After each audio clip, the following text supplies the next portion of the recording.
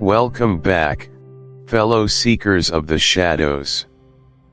You've tuned into Stories of Crime, the place where the veil between the mundane and the monstrous is brutally ripped away. Tonight, we aren't just reading a report. We are opening a file, marked top priority, tucked away in the darkest corner of the archives. We're going to step across that chalk line and peer into the void, where human nature meets its most terrifying extremes. In this hour, the street lights flicker, the shadows deepen, and the truth is often far more chilling than any fiction you could invent. Forget the heroes. Tonight, we focus on the villains. On the motives that curdle the blood, and the consequences that echo forever. So, dim the lights. Lock your doors. Take a deep, steadying breath, because once the story begins, there's no turning back. This is Stories of Crime. And the case we're unfolding tonight is The 39 Steps. Audiobook Hook, The Cure for Boredom. Welcome, dear listener, to a journey into the heart of what makes an audiobook truly unforgettable, what compels us to listen just one more minute, one more chapter, until the very end. Today, we're dissecting the anatomy of a perfect opening, an initial plunge into narrative that transforms mundane existence into a thrilling, high-stakes fight for survival. We're exploring the very essence of The Cure for Boredom, drawing inspiration from John Buchan's timeless classic, The 39 Steps. Imagine a life so devoid of excitement, so predictable in its daily rhythm, that the very air feels stale. You wake, you eat, you work, you sleep. Repeat. The world outside buzzes with the hum of history in the making, yet your personal sphere remains stubbornly static. This, my friends, is the fertile ground from which the most compelling adventures often spring. It's the stark contrast between the dull everyday and the sudden, electrifying jolt of danger that snatches our attention, holding it captive from the very first breath of the story. This chapter, Audiobook Hook, The Cure for Boredom, isn't just about a character's journey, it's about the craft of luring you, the listener, into an irresistible narrative current. We'll uncover how Buchan, with masterful strokes, introduces Richard Hannay's suffocating boredom, then shatters it with a single, unexpected intrusion, catapulting him into a world of espionage, murder, and relentless pursuit. This isn't just a story, it's a blueprint for crafting narratives that refuse to let go, demonstrating how the sudden pivot from the ordinary to the extraordinary serves as the ultimate audiobook hook, a cure for the listener's potential boredom just as it is for the protagonists. We delve into the psychological power of this sudden shift, exploring why our brains are hardwired to respond to novelty, especially when it's wrapped in the irresistible package of danger and intrigue. We'll see how this narrative device doesn't just entertain, it fundamentally alters our perception, drawing us into a shared experience with the character, making their stakes our own.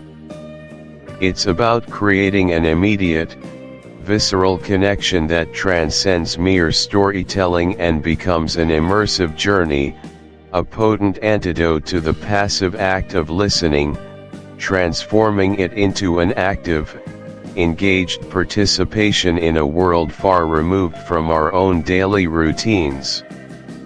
It's the promise of escape, the thrill of the unknown, delivered with precision and impact. Now, let's break down the essential components that make this hook so incredibly potent, drawing lessons from the opening moments of the 39 steps. First, let's talk about the foundational element, establishing atmosphere. Open with a soundscape of a rainy London evening in 1914 to set the atmosphere. Conceptual explanation: the creation of an immediate, immersive soundscape is paramount for any audiobook, serving as the listener's instantaneous portal into the story's world. It's not merely background noise, it's an active narrative component. For a story set in a particular time and place, especially one laden with tension and impending change, the initial auditory environment must be rich, evocative, and specific. A rainy London evening in 1914 isn't just a weather report, it's a sensory tapestry that immediately conveys a certain mood, historical context, and potential for confinement or escape. The sound of rain isn't just water falling, it's a universal symbol of introspection, melancholy, or even a cleansing before a storm. In the context of 1914, just as the world teetered on the brink of unprecedented conflict, this soundscape deepens the sense of foreboding, a quiet prelude to the chaos that is about to erupt globally and, more immediately, in our protagonist's life. The subtle suggestion of gas lamps hissing, the distant rumble of horse-drawn carriages or early motor cars on wet cobblestones, the muffled sounds of a city retreating indoors, these elements combine to paint a vivid picture, grounding the listener in the narrative space before the listener becomes a co-creator of the world, rather than a passive recipient. This engagement fosters a stronger emotional connection to the story and its characters right from the outset. Furthermore, it subtly foreshadows the themes of confinement and escape that are central to Hannay's journey. The enclosed space of his flat, intensified by the incessant rain outside, symbolizes his internal stagnation and the literal entrapment he will soon face. The meticulous attention to this opening soundscape demonstrates a profound understanding of the audiobook medium's unique power, leveraging sound not just for auditory appeal, but as a sophisticated narrative tool that builds worlds, conveys emotion, and subtly propels the story forward, laying a compelling foundation for everything that follows. It's the art of showing, not telling, through the most direct sensory pathway available in the audio format, cultivating a sense of realism and depth that is immediately captivating. Next, let's turn our attention to the protagonist himself. Introduce Richard Hannay, a man exhausted by the sheer boredom of civilized life, yearning for excitement. Conceptual explanation: introducing a protagonist who is suffering from an acute case of boredom, particularly one who yearns for excitement, is a powerful narrative device. It creates immediate relatability and empathy. Most people, at some point, have felt the dull ache of routine, the longing for something more, something to break the monotony. Richard Hannay's ennui isn't just a character quirk, It's a fundamental aspect of his being that sets the stage for his receptiveness to adventure, no matter how dangerous. His boredom isn't a passive state, it's an active disengagement, a sense of being out of sync with his surroundings, even though he resides in the heart of London, a global hub. He has lived a life of adventure in the colonies, and now, thrust back into the civilized world, he finds it utterly soul-crushing. This contrast between his past adventurous life and his current mundane one fuels his restless spirit. By explicitly stating or subtly showing his weariness with the predictable, the author creates a powerful dramatic irony. The very thing he wishes for excitement is about to arrive, but in a form far more terrifying and life-altering than he could ever have imagined. This yearning becomes his primary motivation, the internal engine that will drive his acceptance of the extraordinary circumstances that are about to engulf him. His boredom isn't just a mood, it's a fundamental lack, a vacuum waiting to be filled, making the subsequent arrival of danger not just a plot point, but a profound answer to his unarticulated prayers, even if that answer comes wrapped in peril. It makes him an active participant in his own fate, even before the external forces fully take hold. This emotional groundwork ensures that the listener is invested in Hannay's journey, understanding his inner world before he even steps into the public arena of the plot.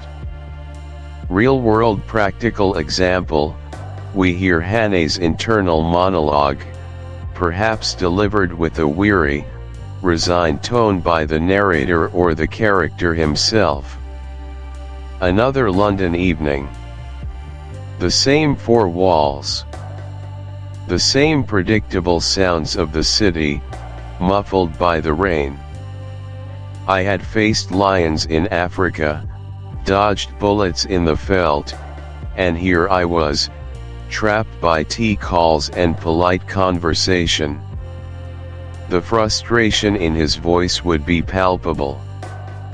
He might describe the endless stream of mundane social obligations, the triviality of the news, the lack of genuine challenge. Every day felt like a faded copy of the one before, each less vibrant than the last. I yearned for the sharp tang of danger, the quickening pulse of a chase, something, anything, to remind me I was alive. The narration could juxtapose his current surroundings, perhaps a neatly appointed but unimaginative flat, with vivid, fleeting mental images of his past adventures, the vast, untamed landscapes, the thrill of the unknown, the genuine stakes of survival. This contrast would be key.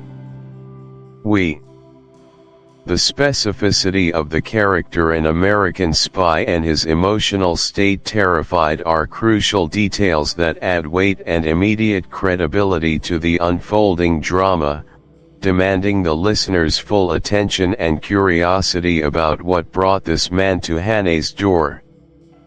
It's a precisely engineered shock to the system, designed to jolt the narrative and the audience into a new, high-tension reality. Real-world practical example, the narrative voice, previously perhaps measured or melancholic, shifts dramatically. Then came the knock. A sharp, insistent rap on the door, cutting through the steady patter of the rain, distinct and jarring. Not a polite social call. We might hear Hannay's slight hesitation, his internal question about who could be calling at such an hour, before the door bursts open or is flung inward with unexpected force. He was a small man, soaked to the bone, his eyes wide with a terror I'd only seen in the trenches of the veldt.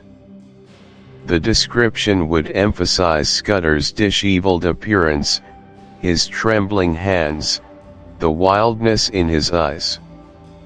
His voice would be breathless, rushed, perhaps low and conspiratorial, laced with an undeniable tremor of fear. "They're after me. The Black Stone. They know everything." Words spill out in a torrent, fragmented pieces of a larger puzzle, an assassination, a war. I'm the only one who knows. The immediacy of his predicament would be conveyed through his frantic gestures, his desperate pleas, his refusal to be dismissed. There would be no gentle build-up, no polite introduction, just raw, unadulterated fear and urgent exposition dropped directly into Hannay's and the listener's lap. The pacing of the narration would quicken here, sentences becoming shorter, more clipped, reflecting the sudden surge of adrenaline. The abruptness isn't just in the arrival, but in the rapid-fire information, the immediate high stakes, forcing Hannay, and us, to catch up. This direct, visceral delivery ensures the inciting incident lands with maximum punch, leaving no doubt that the comfortable boredom of Hannay's life has just been irrevocably shattered. Why It Matters Deep Dive. The abruptness of Scudder's arrival is a masterstroke of narrative craftsmanship, operating on multiple critical levels. Firstly, it creates instant conflict and propulsion. There is no gentle transition, the story immediately shifts from internal character reflection to external, high-stakes action. This is vital for maintaining listener engagement in an audiobook, where attention spans can be fleeting. The listener is immediately confronted with a puzzle. Who is this man? What is the Black Stone? Why is he so terrified? This naturally breeds curiosity and a desire to continue listening for answers. Secondly, it establishes an immediate sense of danger and urgency. Scudder's terror isn't merely descriptive, it's an emotional contagion that instantly communicates to the listener that the stakes are incredibly high. His fear becomes the listener's fear, making the situation palpable and personal. This emotional resonance is crucial for investing the audience in the subsequent plot. Thirdly, it forces Hannay into action. His previous boredom is instantly cured by this unexpected intrusion. He is no longer a passive observer of his own life but an active participant in a rapidly unfolding crisis. This quick shift makes him a more dynamic and interesting protagonist from the very first moments of the actual plot. Fourthly, the unannounced nature of the event underscores the randomness and unpredictability of life, mirroring the sudden outbreak of war that looms over Europe. It suggests that even in the most mundane moments, extraordinary events can burst forth, turning a quiet evening into a pivotal moment in history. Finally, it creates an immediate bond between Hannay and Scudder, however fleeting. Scudder's vulnerability and desperate plea for help establish a moral imperative for Hannay, drawing him into the conspiracy not just by chance, but by a nascent sense of responsibility. This instantaneous plunge. Secondly, it creates an undeniable sense of urgency. With a dead body in his flat and the perpetrators still at large, Hannay has no choice but to flee. This ignites the primary engine of the plot, relentless pursuit. The listener is immediately pulled into the chase, compelled to follow Hannay's desperate flight. Thirdly, it deepens the mystery. Scudder's death doesn't solve the puzzle, it makes it more complex and dangerous. Hannay now carries the burden of Scudder's secret, and the listener is left to wonder, who killed him? What was the black stone? How will Hannay prove his innocence and uncover the truth? This proliferation of questions drives continuous engagement. Fourthly, it solidifies the antagonist's threat. The brutal, direct nature of the murder, stabbed through the heart, paints a picture of merciless, efficient enemies, instantly establishing them as formidable and terrifying. This makes Hannay's journey of survival and resistance all the more heroic. Finally, it provides a powerful emotional climax to the opening segment.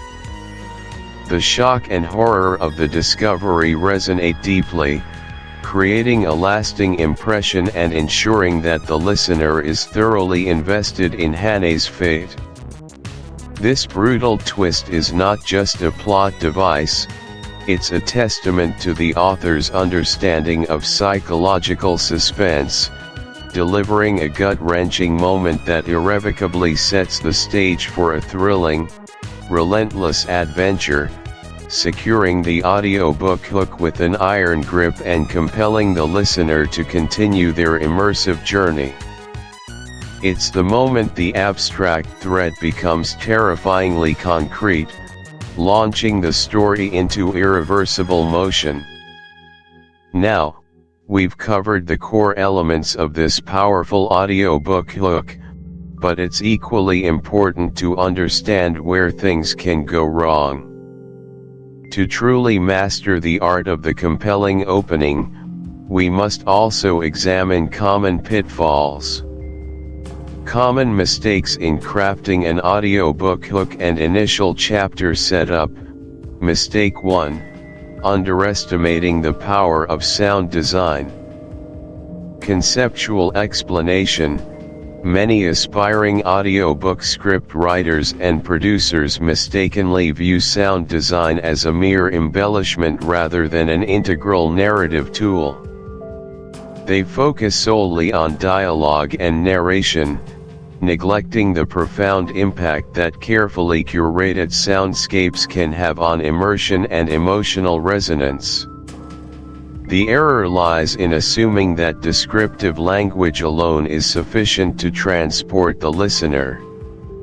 While words are powerful, the auditory medium offers a direct pathway to sensory experience that text cannot fully replicate. Underestimating sound design means missing the opportunity to establish mood, set the scene, create tension, and even communicate unspoken information long before characters utter a single word. It's akin to filming a movie without considering the visual elements beyond the actors' faces. A flat, silent backdrop leaves the listener's imagination straining, rather than being guided and enriched. This mistake often stems from a lack of experience with the unique capabilities of audio-only storytelling, treating it as a spoken book rather than a truly immersive sonic experience. Neglecting this crucial aspect can lead to an opening that feels sterile, failing to draw the listener into the world with the immediacy and depth that is possible. It reduces the opening from an experience to simply information delivery, a significant disservice to the medium. Real-world practical example: imagine the opening of our chapter simply stating, It was a rainy evening in London in 1914. Hannay was bored.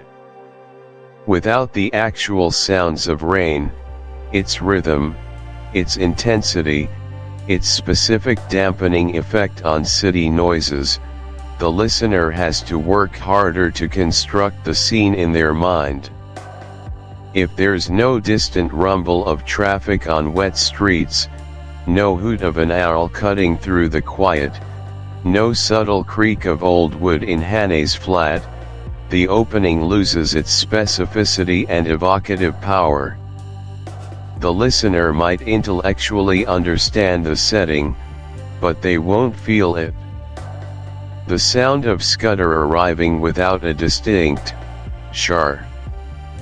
Without this internal grounding, when Scudder finally presents his desperate plea, it would merely be a plot point, not an answer to Hannay's subconscious desires, thus reducing the emotional impact and the relatability of his choice to engage with the perilous situation. The listener would be observing, not connecting. Why it matters. Deep dive. Establishing clear character motivation and fostering empathy in the opening is paramount because it forms the emotional backbone of the entire narrative. Without it, the listener has no reason to emotionally invest in the protagonist's struggles or triumphs. When a character's internal world is clear, their desires, fears, and frustrations, the listener develops a psychological connection, viewing the character as a real person rather than a narrative device.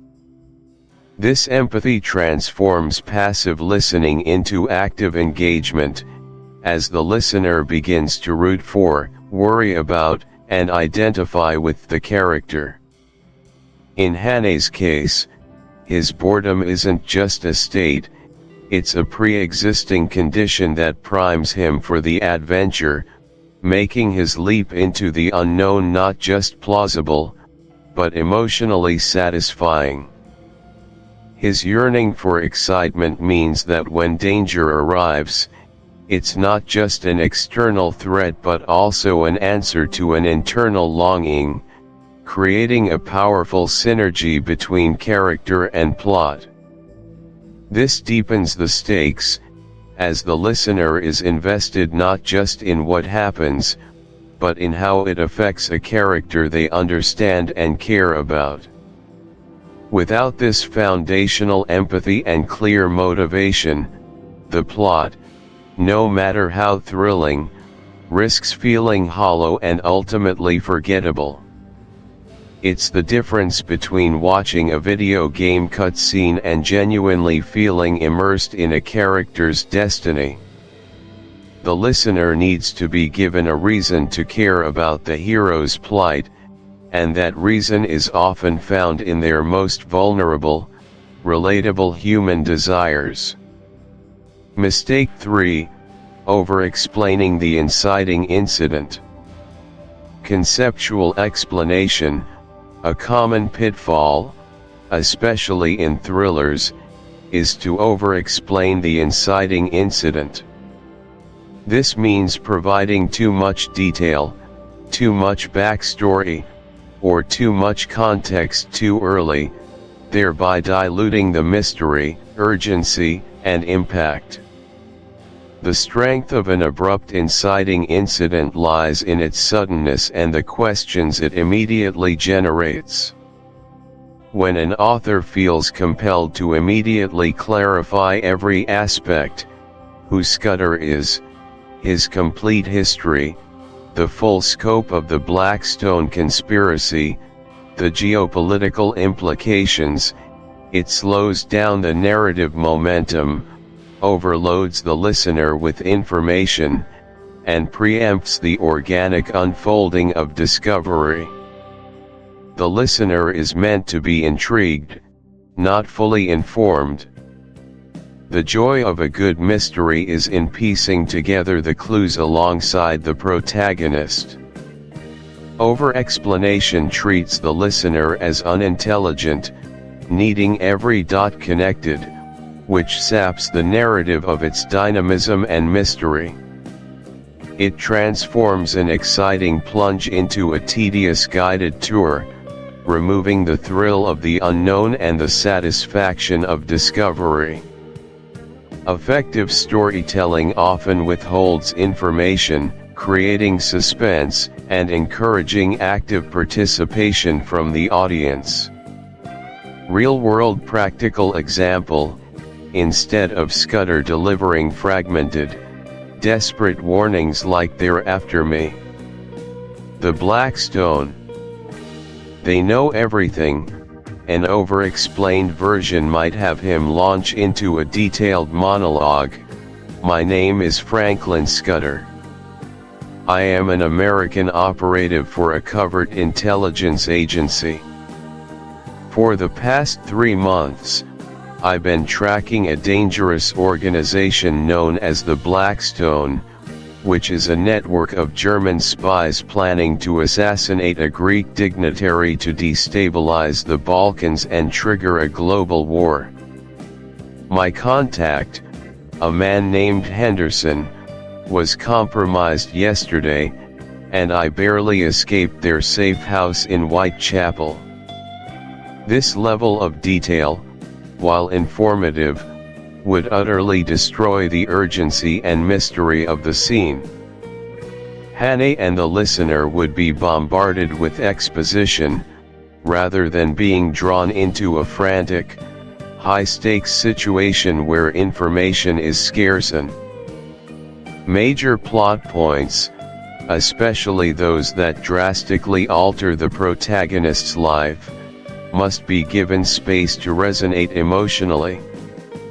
This allows the listener to process the implications, feel the characters' reactions, and internalize the gravity of the situation.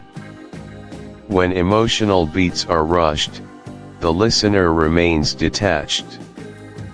They might intellectually grasp the plot, but they won't develop the deep, empathetic connection that makes a story truly compelling.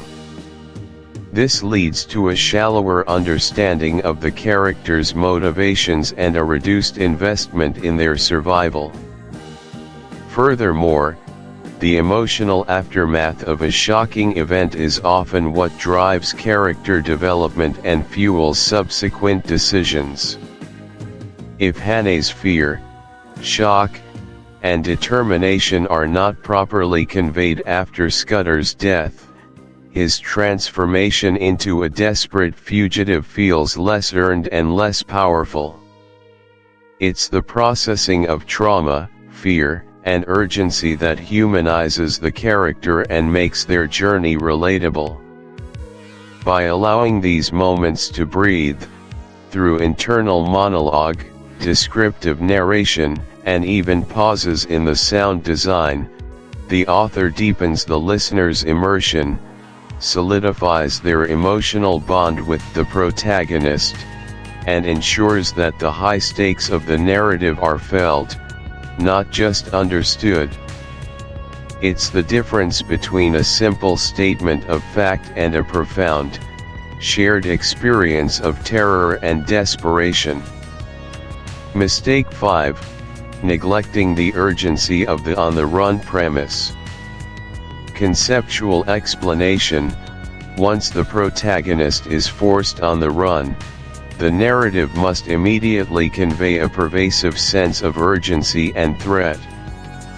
A common mistake is to let this urgency slacken too quickly, allowing Hannay moments of leisurely contemplation or safe planning that undermine the immediate danger he faces. The very essence of being on the run is the constant threat of discovery, the relentless pressure of pursuit, and the lack of safe harbor. If the script fails to maintain this high-stakes tension, the listener's engagement will dissipate. This mistake often manifests as unnecessary exposition after the critical event, characters taking too long to decide, or plot points that conveniently create safe havens too early in the chase. The on-the-run premise thrives on the ticking clock, the unseen eyes, and the ever-present shadow of capture or death. Neglecting this continuous pressure transforms a thrilling escape into a leisurely adventure, stripping the narrative of its core suspense and the character of their desperate plight. The listener needs to feel the same desperate pulse that the protagonist feels, understanding that every second counts. Real-world practical example: after discovering Scudder's body, Hannay should immediately be consumed by the need to escape, with his thoughts racing. A mistake would be to have him leisurely sit down, make tea, contemplate the moral implications of lying to the police, or meticulously plan his entire escape route while still in his compromised flat. Instead, the narrative should convey his frantic scramble, perhaps a quick, desperate search for Scudder's notebook, a swift change of clothes, a moment of panic before he forces himself to act. The sounds would be hurried footsteps, fumbling with a lock, the quiet click of a closing door, then the renewed sounds of the rainy city, now fraught with new danger. His internal monologue would be short, sharp, focused on immediate survival. No time. Must get out. Must find a train. Where would they look first? If Hannay, for example, calmly considered calling a lawyer or meticulously cleaning up the scene, it would instantly deflate the crucial urgency of his predicament. The listener needs to feel the immediate pressure, the cold sweat of a man who knows he has seconds before his life changes forever. The initial dash into the unknown, fueled by pure adrenaline and fear, is what sets the tone for the chase to come. Why it matters. Deep dive. Neglecting the urgency of the on-the-run premise is a fundamental flaw because it undermines the entire genre's appeal. Introduction: The Man on the Run. Welcome, discerning listener, to a captivating journey into the heart of early 20th century espionage, a world where the thin veneer of Edwardian calm conceals a simmering cauldron of international intrigue. We are about to delve into the thrilling genesis of John Buchan's seminal adventure novel, The 39 Steps, focusing our attention on its pivotal opening, the chapter aptly titled Introduction, The Man on the Run.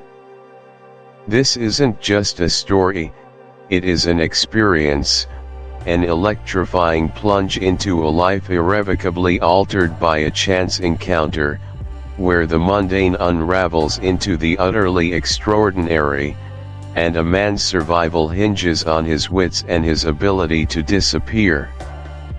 Imagine, if you will, a sweltering May in London, a city bustling with its usual rhythms, yet beneath its polished surface, a palpable tension thrums, a subtle, almost imperceptible tremor of unease that hints at a larger, more ominous undercurrent.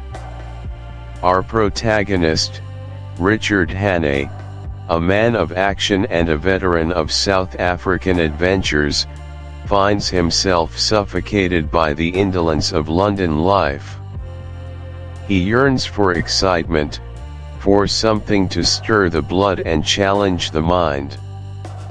Little does he know that his wish is about to be granted with a brutal, life-altering immediacy that will leave him gasping for breath, perpetually glancing over his shoulder. His comfortable flat in Portland Place, a bastion of respectable anonymity, is suddenly violated by the desperate arrival of a stranger, Franklin P. Scudder, an American who brings with him a tale of international conspiracy, a whisper of secrets that could plunge Europe into an unimaginable war. Scudder speaks of a sinister plot, a vast network known only as the Blackstone, poised to steal crucial British naval defence plans, thereby tilting the balance of power and igniting a global conflagration. It's a tale so outlandish, so steeped in cinematic drama, that Hannay initially dismisses it as the ravings of a paranoid mind. But then, the unthinkable happens. Scudder is murdered, brutally, decisively, in Hannay's own apartment. And just like that, Richard Hannay, the bored colonial, becomes Richard Hannay, the prime suspect in a sensational murder, simultaneously marked for death by the very conspirators Scudder sought to expose. His comfortable life, his very identity, is ripped away in a single, terrifying instant, replaced by an urgent, primal imperative: run. Survive. Unravel the mystery. This opening sets the stage not merely for a chase, but for a profound exploration of identity, courage, and the fragile line between order and chaos in a world poised precariously on the precipice of war. It is a narrative masterstroke, pulling us instantaneously into a whirlwind of fear, suspicion, and relentless pursuit, where every shadow might conceal a threat, and every stranger a potential enemy. Let us now dissect the intricate layers that make this introduction so compelling, exploring the narrative choices and thematic foundations that elevate the 39 steps into a timeless classic. Firstly, let's consider the narrator's persona, which is absolutely crucial to our engagement with this story. The novel introduces us to the narrator's persona as a guide through this classic man-on-the-run thriller. Conceptual explanation: from the very first sentence, Richard Hannay doesn't just tell us a story, he invites us into his mind, his anxieties, his frantic observations. He speaks to us directly, almost confessionally, as if we are his most trusted confidant, the only one he can fully trust with the bewildering and terrifying events unfolding around him. This narrative choice isn't accidental, it's a deliberate, masterful stroke by Buchan to forge an immediate, intimate connection between reader and protagonist. We don't just observe Hannay's journey, we feel it, we breathe it, we are, in a very real sense, embedded within his perspective, sharing his growing paranoia and desperate need for clarity. It's a first-person account that is less about recounting events after the fact and more about experiencing them in the moment, raw and unfiltered. This immersive perspective allows for a rich tapestry of internal monologue, self-doubt, spur-of-the-moment decisions, and the visceral fear that accompanies a man unjustly accused and relentlessly hunted. We hear the tremor in his voice, feel the pounding of his heart, and become privy to the racing thoughts that drive his every desperate maneuver. This intimacy ensures that every close call, every ingenious escape, every moment of sheer terror resonates deeply, transforming a simple chase into a profoundly personal ordeal. Real-world practical example: Imagine for a moment, you are sitting in a dimly lit, hushed room, a sense of foreboding thick in the air. Richard Hannay enters, not as a character in a book, but as a living, breathing person, his eyes wide with a mixture of terror and determination. He doesn't just describe Scudder's frantic tale, he relives it for you, the urgency in his voice rising with each revelation. You hear the floorboards creak as he paces, feel the palpable tension when Scudder utters the chilling phrase, "I am a dead man." You are there, silently witnessing the horror of the murder, feeling the cold seep into your bones as Hannay realizes he is now irrevocably entangled. The police sirens wail in the distance, not just a literary device but a chilling, escalating sound that tightens your chest. Hannay's subsequent decision to flee, to become an outlaw in his own country, is not just a plot point, it's a desperate, almost instinctual leap of faith that you, as his silent companion, must also undertake. This isn't passive storytelling, it's a shared ordeal, a vicarious dive into the psyche of a man on the precipice. You feel the constant, gnawing uncertainty, the desperate need to trust no one, the isolation that comes with being an enemy of both the state and the shadow forces. You become, in essence, an extension of Hannay's consciousness, processing the world through his increasingly suspicious and sharp-wit lens. Every detail, from the cut of a man's suit to the rustle of leaves in the wind, is filtered through his heightened senses, and therefore, through yours. Why it matters, this deep, almost symbiotic connection to Hannay is paramount to the thriller's success. It does more than just amplify suspense, it fosters a profound sense of empathy, making us complicit in his predicament. His triumph specco. It's a psychological crucible that refines his character, forcing him to tap into reserves of courage and cunning he never knew he possessed. The dual threat prevents any easy resolution, propelling the plot forward with an inexorable momentum, and firmly establishes the template for countless spy thrillers that would follow. It ensures that the stakes are not merely personal but global, intertwining Hannay's fate with the destiny of nations, making his individual struggle a microcosm of a larger, impending conflict. Thirdly, the narrative expertly explains the historical context of pre-WWI tension and the profound significance of the stolen secrets. Conceptual explanation. The 39 Steps is not a standalone fantasy, it is deeply embedded in the geopolitical anxieties of its era. Buchan wrote this novel in 1915, during the nascent stages of World War I, but the events it depicts are set earlier, in the summer of 1914, just prior to the assassination of Archduke Franz Ferdinand and the catastrophic slide into global conflict. This timing is critical. Europe was a powder keg, a complex web of alliances, rivalries, and escalating arms races.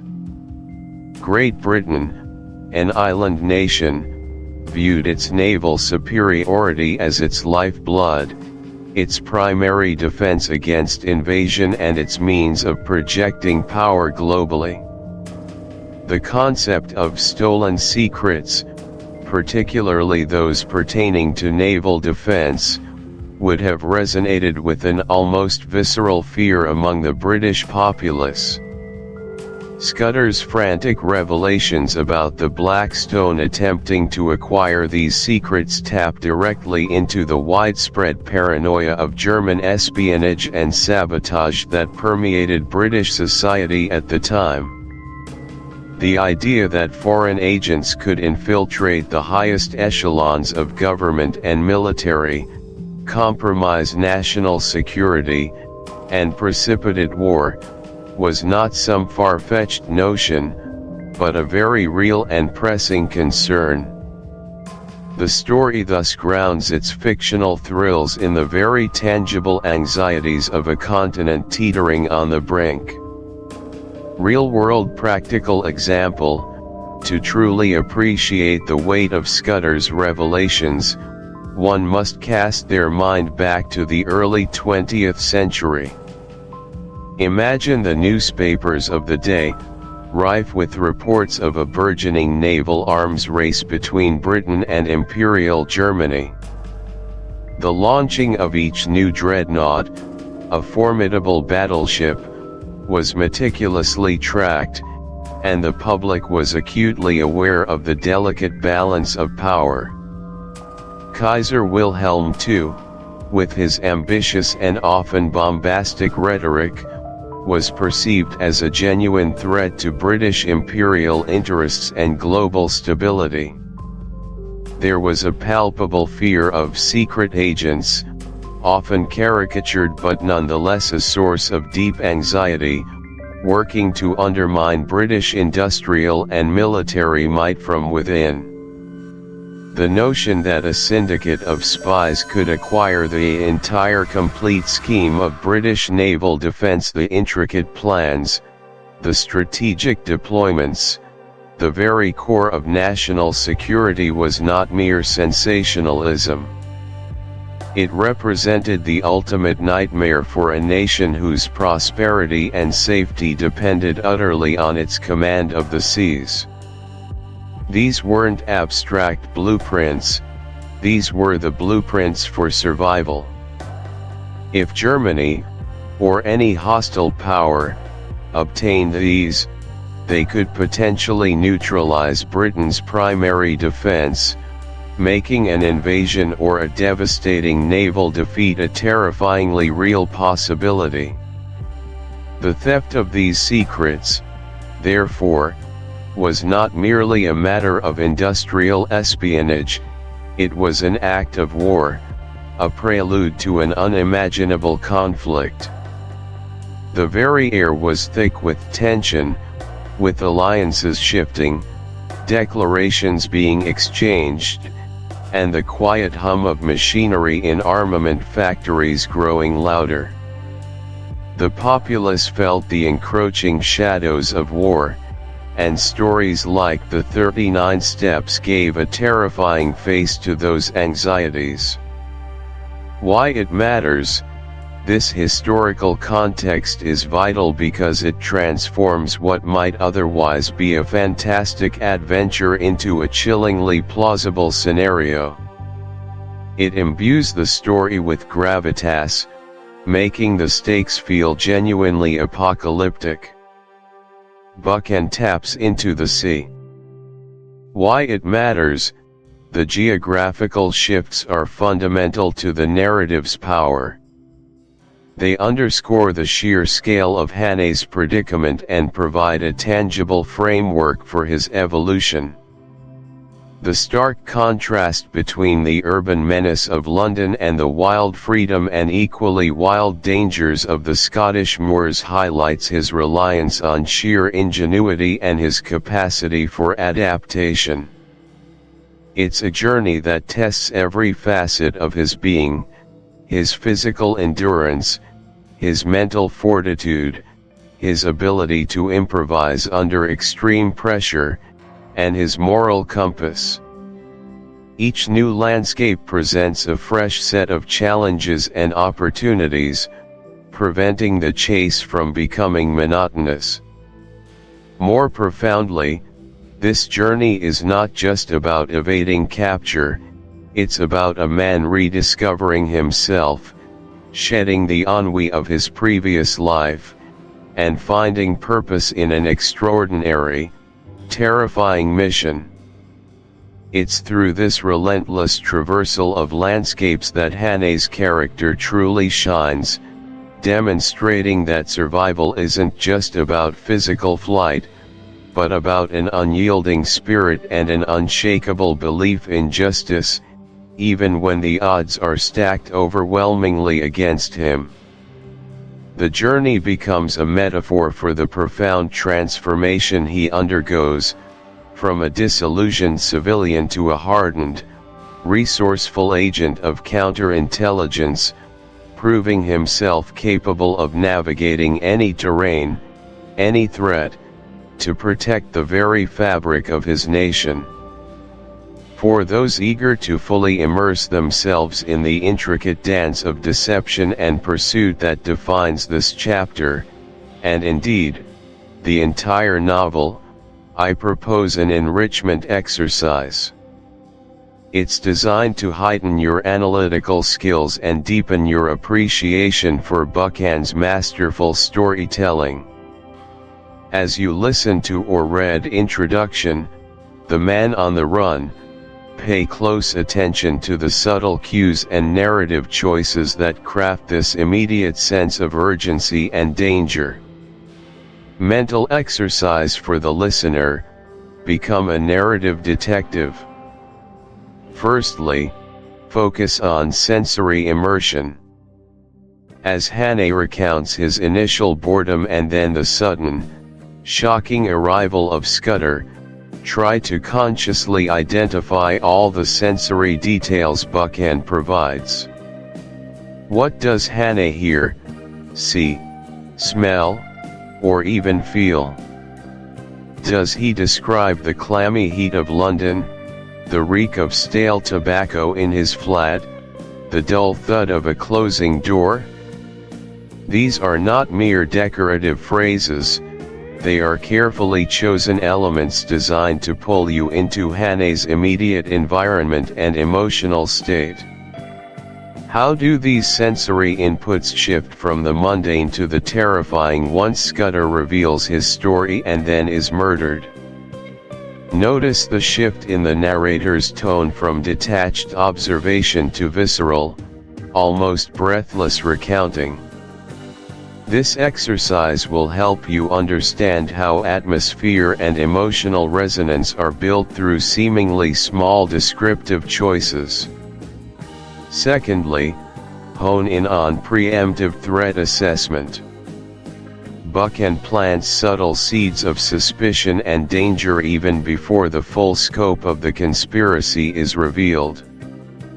As Hannay interacts with Scudder, and later as he begins his flight, try to identify moments where danger is hinted at, rather than explicitly stated. Is there a particular phrase Scudder uses that, in hindsight, feels ominous? Does Hannay's initial feeling of boredom or restlessness morph into a presentiment of something darker? Pay attention to the descriptions of other characters, even minor ones. Are there any details that suggest a double meaning, a hidden agenda, or a potential threat that Hannay initially overlooks but you, as the astute listener, might pick up on? This practice will sharpen your ability to read between the lines, to anticipate narrative twists, and to appreciate Buchan's skill in laying down clues and foreshadowing. Consider, for example, the seemingly innocuous details Scudder provides about the German preparations. In a world on the brink, even a mention of certain naval maneuvers or diplomatic exchanges could carry an underlying menace. Think about how Hannay's initial skepticism slowly gives way to a chilling recognition of Tr. Chapter 1, The Milkman's Escape. Welcome, listeners, to a deep dive into the 39 Steps, a timeless thriller by John Buchan, and specifically, to our first chapter, The Milkman's Escape. Picture this: a man, innocently enjoying the London social scene, suddenly thrust into a life-or-death struggle, a pawn in a vast, unseen game of international espionage.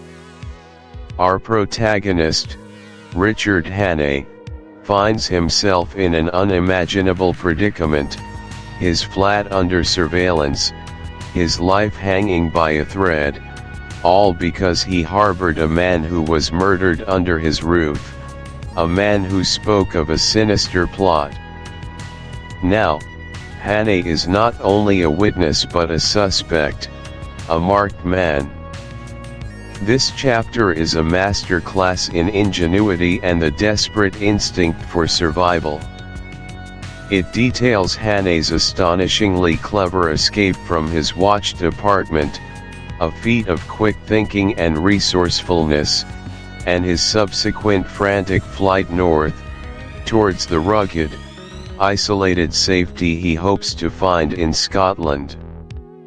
It's a foundational moment, one that establishes the tone of relentless pursuit and the thrilling cat-and-mouse game that defines the entire novel.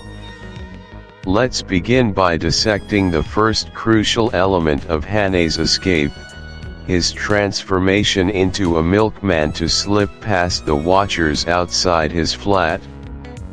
Conceptual explanation: Hannay's choice of a milkman disguise is not merely an arbitrary selection of an everyday costume, it represents a profound understanding of human perception and the psychology of surveillance. The concept here is that of invisibility through the ordinary.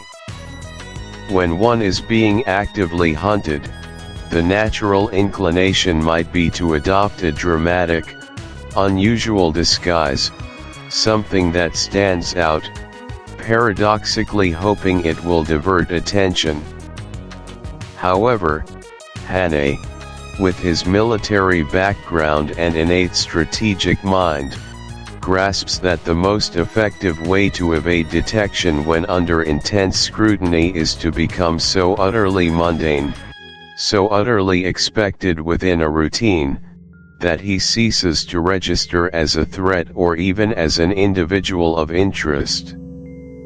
He understands that people, especially those engaged in surveillance, are often looking for deviations from the norm, for the suspicious, for the unusual. A milkman, in early 20th century London, was an integral, unremarkable part of the urban morning rhythm. Their presence was anticipated, their movements predictable, their identity rarely questioned. This exploit is a conceptual cornerstone, illustrating that the mundane can be the most potent camouflage, a cloak woven from the threads of everyday life. It's about merging seamlessly with the background noise, becoming a non-event in the eyes of the observer. Real-world practical example: imagine a scenario where a high-value target is under round-the-clock surveillance in a bustling city. The surveillance team is trained to spot anything out of place: an individual wearing an unusual coat, someone lingering too long, a car circling the block multiple times. Now, consider a different approach. Instead of attempting to breach security through a hidden tunnel or a dramatic rooftop escape, the target secures the uniform and equipment of a delivery driver, perhaps a courier known to regularly access the building, or a sanitation worker whose route includes the target's address. By adopting the persona, the routine, and even the body language of such a worker, the individual can walk directly past the surveillance operatives. The delivery driver is expected. Their presence is unremarkable. They are not looked at with suspicion, they are merely seen as part of the environment. The practical application lies in mimicking the expected, in fulfilling a role that is so ingrained in the daily fabric that it triggers no alarm bells. For instance, a person needing to evade detection might blend into a crowd of tourists by openly taking photos, consulting a map, and expressing typical tourist reactions, rather than attempting to sneak around in dark clothing. This is not about hiding, it's about being seen, but seeing only what is expected. Why it matters. Hannay's milkman gambit matters immensely, not just for the immediate plot, but for its enduring relevance in the fields of espionage, security, and even social psychology. Firstly, it highlights the blind spot of the human mind, our tendency to filter out the common and the routine. When we are looking for something specific, a man fitting a certain description, acting suspiciously, our brains are less likely to register details that fall outside that expected pattern, especially if they are part of a familiar, benign routine. The milkman is not suspicious, he is the milkman. This psychological phenomenon is a critical vulnerability that Hannay exploits. Secondly, it underscores the importance of tradecraft in intelligence work. Disguise isn't solely about changing one's appearance, it's about changing one's entire context. It's about performing a role so convincingly that the observer's preconceived notions fill in the gaps, leading them to see what they expect to see, rather than what is actually there. This is a powerful lesson in misdirection and the subtle art of deception. Thirdly, from a literary perspective, this specific escape establishes Hannay's character as not just physically capable, but intellectually astute and creatively resourceful. He is not merely reacting, he is strategizing, demonstrating a keen understanding of human nature and the dynamics of surveillance. This scene sets the precedent for his future ingenious escapes and provides an early thrill that captivates the reader, demonstrating that this is no ordinary hero. It forces us to question our own assumptions about what constitutes a threat and how easily the obvious can be overlooked when packaged in the ordinary. It's a testament to the power of observation and the cunning application of its insights. Following his audacious escape, Hannay embarks on a tense train journey to Scotland. This segment of the narrative is imbued with a palpable sense of paranoia and the urgent need to blend in, to become just another face in the crowd. Conceptual X. It posits that true camouflage lies not in what one looks like, but in how one acts, moves, speaks, and interacts with the world. A costume can be shed, but a convincing behavioral persona is far more difficult to penetrate because it directly manipulates the perceptions and expectations of observers. This concept relies on understanding the social script of a particular role or context and then flawlessly executing it. It's about inhabiting a character, adopting their gait, their mannerisms, their conversational patterns, their typical reactions to situations. It's about controlling the entire narrative of one's presence, not just the visual one. Hannay, as the milkman, didn't just wear the uniform, he became the milkman in his brief interaction with the watchers. On the train, he didn't put on a specific costume for a passenger, he adopted the expected behavior of a passenger. This is an active, dynamic form of disguise that leverages social intelligence and situational awareness, allowing the individual to effectively rewrite their identity in the minds of those observing them. It's the art of disappearing into plain sight by performing normalcy. Real-world practical example: consider an intelligence operative tasked with gathering information in a foreign country. They might dress in generic Western clothing, but true success comes from their ability to pass as a local or a believable tourist. This involves studying local customs, how people queue, how they order coffee, their typical conversational distance, their gestures, their expressions of emotion. An operative might sit in a cafe, not just blending in with their appearance, but by ordering in the local language, using the correct etiquette for leaving a tip, engaging in a brief, culturally appropriate interaction with the server, and then quietly reading a local newspaper. The disguise isn't the clothes, it's the seamless integration into the social fabric. A more elaborate example might involve adopting a professional persona, like that of an academic attending a conference. The operative would not only dress the part but would also engage in discussions on relevant topics, use appropriate jargon, attend specific sessions, and network in a manner consistent with an academic. They wouldn't just look like an academic, they would behave like one, making it incredibly difficult for anyone to suspect they are anything other than what they present themselves to be.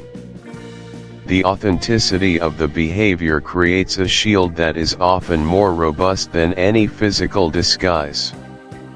Why it matters: the emphasis on disguise by behavior is paramount for several reasons, both within the narrative and as a broader principle. Firstly, it elevates the art of espionage beyond mere physical alteration into the realm of psychological warfare and social engineering. It demonstrates that the human mind, often relying on shortcuts and stereotypes, can be fooled not by what it sees, but by what it interprets based on observed behavior. This insight is critical for understanding effective covert operations. Secondly, for Hannay, this behavioral mastery is a key to his survival. He lacks the resources for elaborate physical disguises, but he possesses the intellect and adaptability to perform convincingly. This aspect of his character makes him a relatable and admirable hero. He triumphs through wit and presence of mind, not just brute force or technological advantage. Thirdly, it speaks to the fragility of identity and the power of perception. In a world saturated with information and surveillance, the ability to control how one is perceived, to project a chosen identity through consistent behavior, is a potent tool. It suggests that identity is not a fixed entity but a performance, a series of actions that construct a narrative for the observer. This concept is vital for understanding the deeper themes of appearance versus reality that permeate the 39 steps.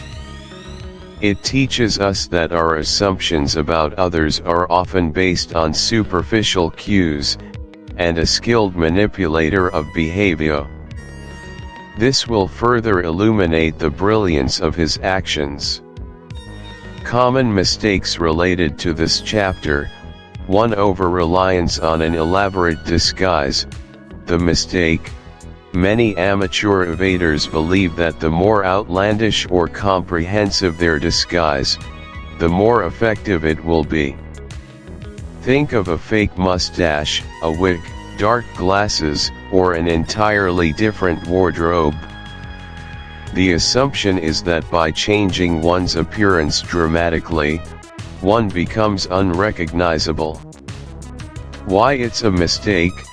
Such disguises often draw attention precisely because they are out of the ordinary.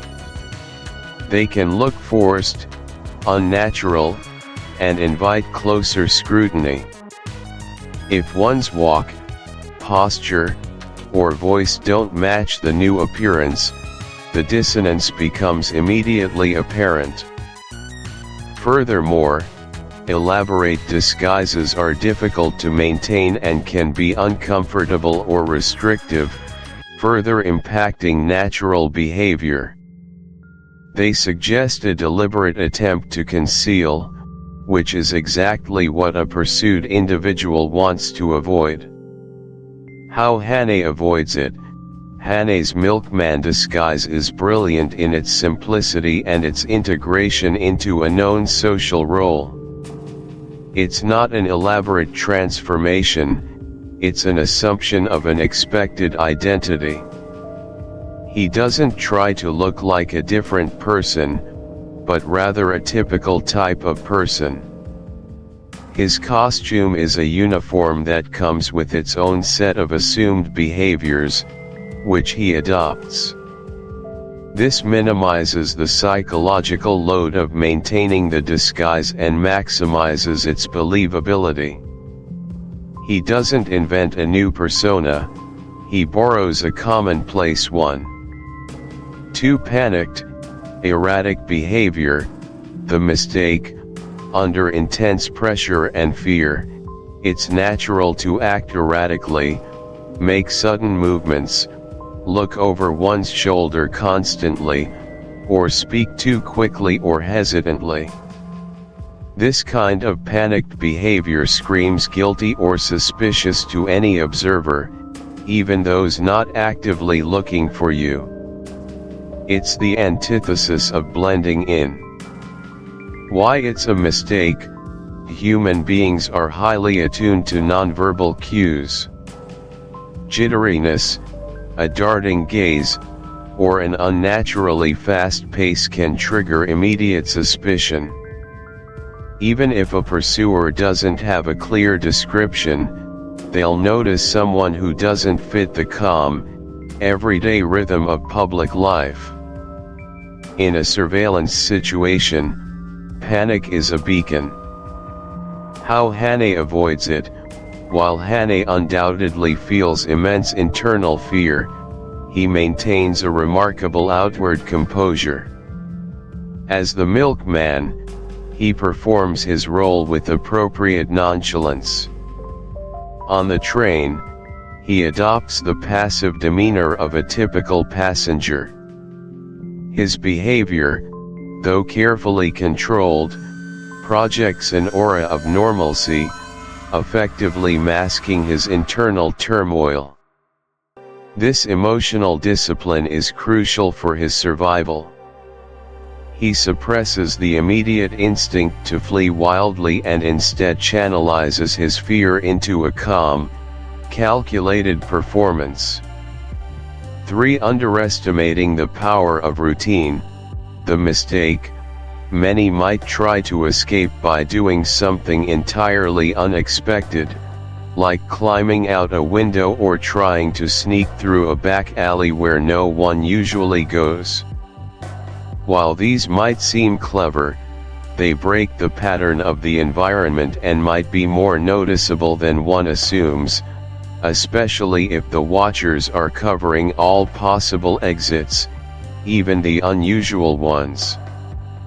Why it's a mistake. Surveillance teams often map out all possible escape routes, both common and uncommon. Deviating from the norm can make one stand out. The very act of doing something unusual draws attention because it's a disruption of the established order. How Hannay avoids it. Hannay's brilliance lies in exploiting routine. The milkman's delivery is a routine event, an expected part of the morning. By inserting himself into this established pattern, he leverages the watcher's expectation of normalcy. They are looking for Hannay, the individual, not for the system of milk delivery. He uses the pre-existing, familiar routine as his shield, walking directly into the observer's blind spot. For failure to adapt to the environment, the mistake, sticking to one type of evasion strategy regardless of the setting. For example, trying to blend into a bustling city crowd with the same tactics one while. Now, for each escape route you consider, perform a pre-mortem. Imagine the escape has failed. Why did it fail? What did you overlook? For example, if you consider a milkman disguise, what if the watchers know the regular milkman by sight? What if the milk float usually arrives later? This exercise sharpens your critical thinking and helps you anticipate problems before they arise, much like Hannay did instinctively. For the narrative disguise challenge, objective, to create a convincing, mundane backstory on the fly. Exercise, in a safe, private setting or with a trusted friend, pick an arbitrary, common object near you, a book, a coffee mug, a plant. Now, invent a brief, utterly unremarkable reason for why you have it or what you were doing with it, as if you were asked unexpectedly by someone mildly curious. The goal is to make the explanation so mundane and plausible that it doesn't invite further questions. For example, this coffee mug. Oh, just my usual morning brew, can't start the day without it, you know. Practice variations, focusing on natural tone and lack of unnecessary detail. This trains your ability to provide bland, believable cover stories, crucial for maintaining a behavioral disguise. These exercises are not just intellectual games, they are practical ways to develop the kind of observational skills, strategic thinking, and psychological discipline that Hannay displays. They encourage you to look beyond the surface, to understand the subtle dynamics of human interaction and the power of perception, making your journey through the 39 steps even richer and more engaging. As we conclude our deep dive into The Milkman's Escape, remember that this chapter is more than just a thrilling opening. It's a foundational text for understanding the art of evasion, the psychology of surveillance, and the making of a true resourceful hero. Hannay's cleverness in this initial flight sets the stage for all the gripping adventures yet to come. His transformation, his tense journey, his mastery of behavioral disguise, and his strategic move to the rugged Scottish landscape are all expertly woven elements that establish the novel's enduring power. It's a testament to the idea that sometimes, the most effective way to disappear is to be seen, but seen only as a part of the everyday, the expected, the utterly unremarkable. Thank you for joining me, and I look forward to our next chapter in this incredible journey. Chapter 2, The Literary Innkeeper and the Radical Candidate. Welcome back to our deep dive into John Buchan's masterful thriller, The 39 Steps.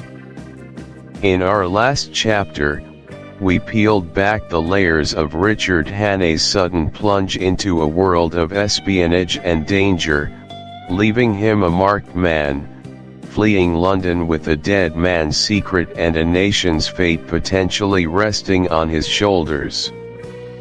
Now, as we step into Chapter 2, The Literary Innkeeper and the Radical Candidate, we find Hannay not in the cold, calculated world of spies, but surprisingly, amidst the quirky, often endearing, everyday folk of the Scottish countryside.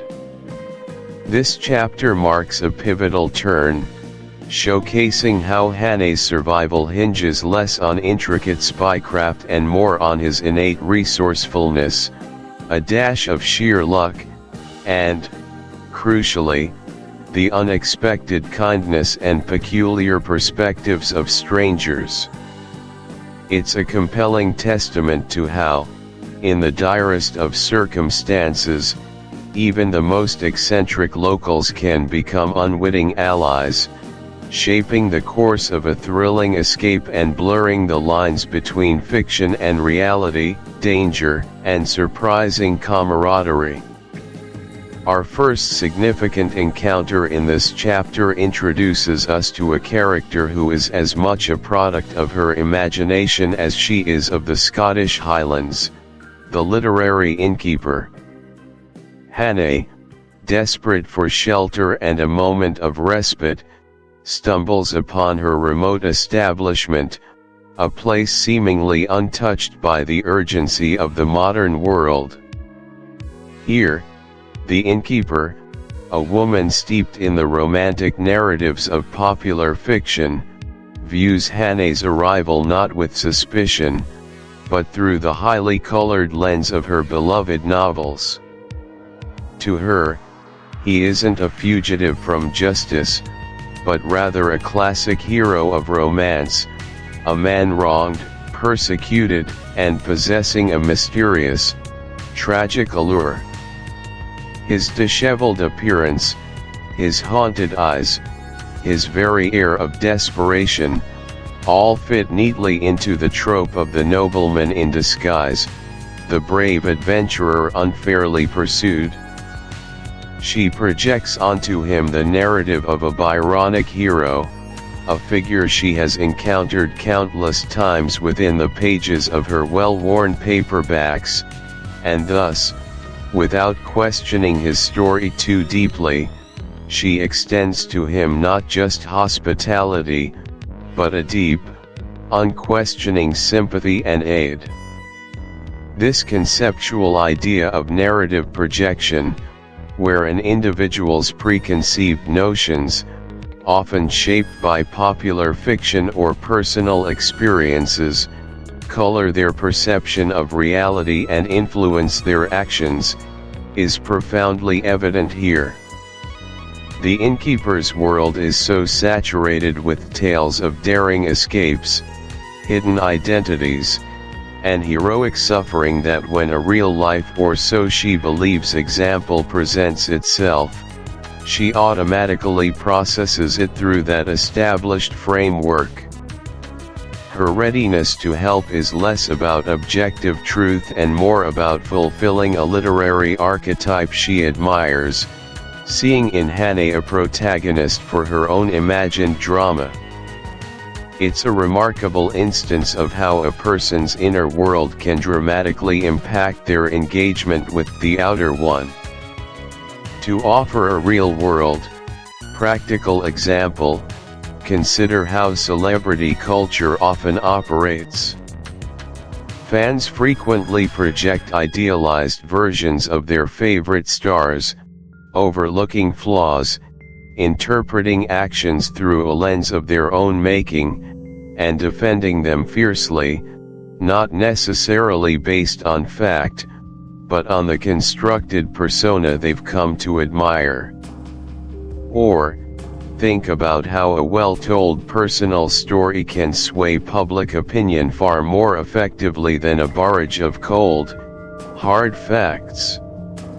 A charismatic speaker might be given the benefit of the doubt, simply because their presentation aligns with what an audience wants to believe about a hero figure or a cause.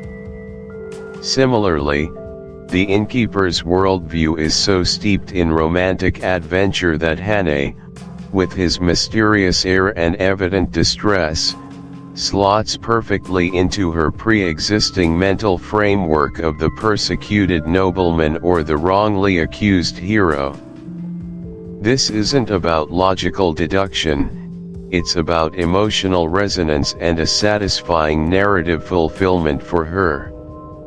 She desires a story, and Hannay, unknowingly, provides it, earning her trust and assistance not through Sir Harry, a local aristocrat and, more importantly, a radical candidate for Parliament, spots Hannay and, mistaking him for a scheduled speaker who has failed to arrive, presses him into service. Hannay, ever the quick thinker, assesses the situation. He understands that to refuse would draw unwanted attention, while playing along offers an extraordinary opportunity for concealment in plain sight. With minimal information and only the general political atmosphere to guide him, Hannay steps onto the platform, assumes the persona of a passionate orator, and delivers an impassioned, albeit vague, speech to a captivated audience. He expertly parrots the anti-establishment sentiments he's overheard, using rousing rhetoric and confident delivery to mask his complete lack of specific policy knowledge. This conceptual explanation of Hannay's improvisation as a political speaker is a profound testament to his quick thinking and the sheer power of confident bluffing. He's thrust onto a platform, expected to deliver an impassioned speech, and rises to the occasion by drawing on general knowledge, an innate ability to read a crowd, and an almost instinctual understanding of rhetoric. It's not about detailed policy or specific political platforms, it's about presence, performance, and tapping into the prevailing mood of the audience, delivering what they want to hear, even if he himself has no personal stake in the message. He becomes, for that moment, whatever the crowd needs him to be, a voice for their frustrations, an advocate for their vague ideals. For a real-world practical example, imagine a scenario where someone is unexpectedly called upon to give an impromptu speech on a topic they know little about. Their success often depends not on their deep expertise, but on their ability to project confidence, use common platitudes effectively, and connect emotionally with the audience. Think of a stand-up comedian who can make a crowd laugh about anything, transforming mundane observations into uproarious humor, or a motivational speaker who can inspire hope and action without necessarily providing specific, concrete instructions. Hannay's performance is a brilliant example of winging it with aplomb, focusing on forceful delivery, a resonant tone, and a general anti-establishment sentiment rather than precise political proposals. He expertly echoes the sentiments he overhears from the crowd and the local banter, crafting a believable, if deliberately vague, political persona on the fly. He essentially performs the idea of a political speech, rather than delivering a genuinely informed one, and the audience, primed for such a performance, is none the wiser. Why this scene matters deeply to the narrative is multifaceted. First and foremost, it brilliantly showcases Hannay's extraordinary adaptability and resourcefulness under extreme pressure. He doesn't just evade capture, he performs a new identity, seamlessly integrating into a situation that could have easily exposed him. This ability to think on his feet, to become whoever the situation demands, is a hallmark of his character and a key to his survival. Second, and equally important, this episode adds a layer of sharp, satirical commentary on politics and public opinion. It cleverly highlights how easily a crowd can be swayed by rhetoric, even from an unknown, uninformed source, especially if that rhetoric aligns with their preconceived notions or their desires for change. Buchan subtly pokes fun at the superficiality of some political discourse and the gullibility of an eager audience, reminding us that often, people listen more to how something is said than to what is actually being conveyed.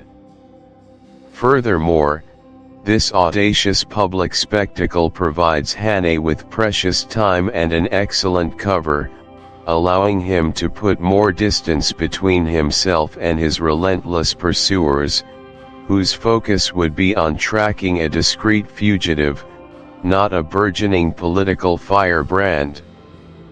It's a moment of both thrilling escape and insightful social commentary. As Hannay navigates these treacherous Hannay, on foot, manages to confound these modern machines through his superior knowledge of the ground beneath him. To give a vivid real-world practical example, consider the tactics employed by military special forces operating in hostile or unfamiliar territory. Their success often hinges on an intimate knowledge of the terrain, using contours, vegetation, and natural cover to remain undetected, to move silently, and to gain tactical advantage. They don't just walk across a field, they read the land, anticipating lines of sight, potential ambush points, and the best routes for concealment. Similarly, think of how animals in the wild instinctively use camouflage and their understanding of their environment to evade predators. A deer disappearing into a copse of trees, or a fox using a ditch for cover, these are primal examples of effective landscape utilization. Hannay's methods are strikingly similar. He thinks like a hunted animal, using the land's natural defenses to his advantage, disappearing into its folds and emerging unexpectedly, rendering the speed of a car or the broad aerial view from an early biplane far less effective than anticipated. His actions brilliantly illustrate the principle that local knowledge and ground-level perspective can often outmaneuver and ultimately trump technological superiority, especially when that technology is still in its infancy. The profound significance of Hannay's utilization of the local landscape cannot be overstated. This element is absolutely crucial for establishing his character as a capable outdoorsman and a truly intelligent protagonist, not merely a lucky one. It elevates the chase beyond a simple flight and pursuit narrative into a masterclass in strategic evasion and a thrilling intellectual battle against his pursuers. It highlights the very real limitations of early 20th century technology against a skilled individual navigating complex, challenging terrain. The airplane, initially presented as an almost omniscient and inescapable threat, is cleverly rendered less potent by Hannay's ground-level ingenuity and his ability to exploit the land's natural defenses. This theme underscores the enduring power of nature as both an obstacle and a sanctuary, and the timeless struggle between human ingenuity and the elements. It makes the chase feel more organic, primal, and less technologically deterministic, emphasizing that mastery of one's environment can be as potent a weapon as any gadget. Furthermore, it firmly embeds the story in its specific geographical setting, making the dramatic Scottish Highlands an active, breathing participant in the narrative rather than just a passive backdrop, shaping the hero's fate and adding immense depth to the unfolding drama. Now, as we conclude our deep dive into Chapter 2, The Literary Innkeeper and the Radical Candidate, I want to offer you a few mental exercises. These are designed to help you engage more deeply with the themes and situations Hannay faces, allowing you to reflect on how you might react, and perhaps even gain some personal insights. First, let's consider the concept of narrative projection, as seen with the literary innkeeper. Imagine a time in your own life when you met a stranger. Did you, consciously or unconsciously, project certain assumptions or a story onto them based on their appearance, mannerisms, or a brief interaction? How might your preconceived notions have influenced your perception of them or your interaction with them? Perhaps you saw them as fitting a certain archetype: the busy professional, the carefree artist, the wise elder. Reflect on how our personal narratives or our worldview, often shaped by the books we read, the films we watch, or the experiences we've had, can powerfully influence how we perceive others. Are there unconscious biases at play? This exercise encourages a greater awareness of how we construct meaning in our social interactions. Next, let's think about Hannay's incredible improvisation as a political speaker. Have you ever found yourself in a situation where you had his disheveled appearance, his haunted eyes, his very air of desperation, all fit neatly into the trope of the nobleman in disguise, the brave adventurer unfairly pursued? She projects onto him the narrative of a Byronic hero, a figure she has encountered countless times within the pages of her well-worn paperbacks, and thus, without questioning his story too deeply, she extends to him not just hospitality, but a deep, unquestioning sympathy and aid. This conceptual idea of narrative projection, where an individual's preconceived notions, often shaped by popular fiction or personal experiences, color their perception of reality and influence their actions, is profoundly evident here. The innkeeper's world is so saturated with tales of daring escapes, hidden identities, and heroic suffering that when a real life, or so she believes, example presents itself, she automatically processes it through that established framework. Her readiness to help is less about objective truth and more about fulfilling a literary archetype she admires, seeing in Hannay a protagonist for her own imagined drama. It's a remarkable instance of how a person's inner world can dramatically impact their engagement with the outer one.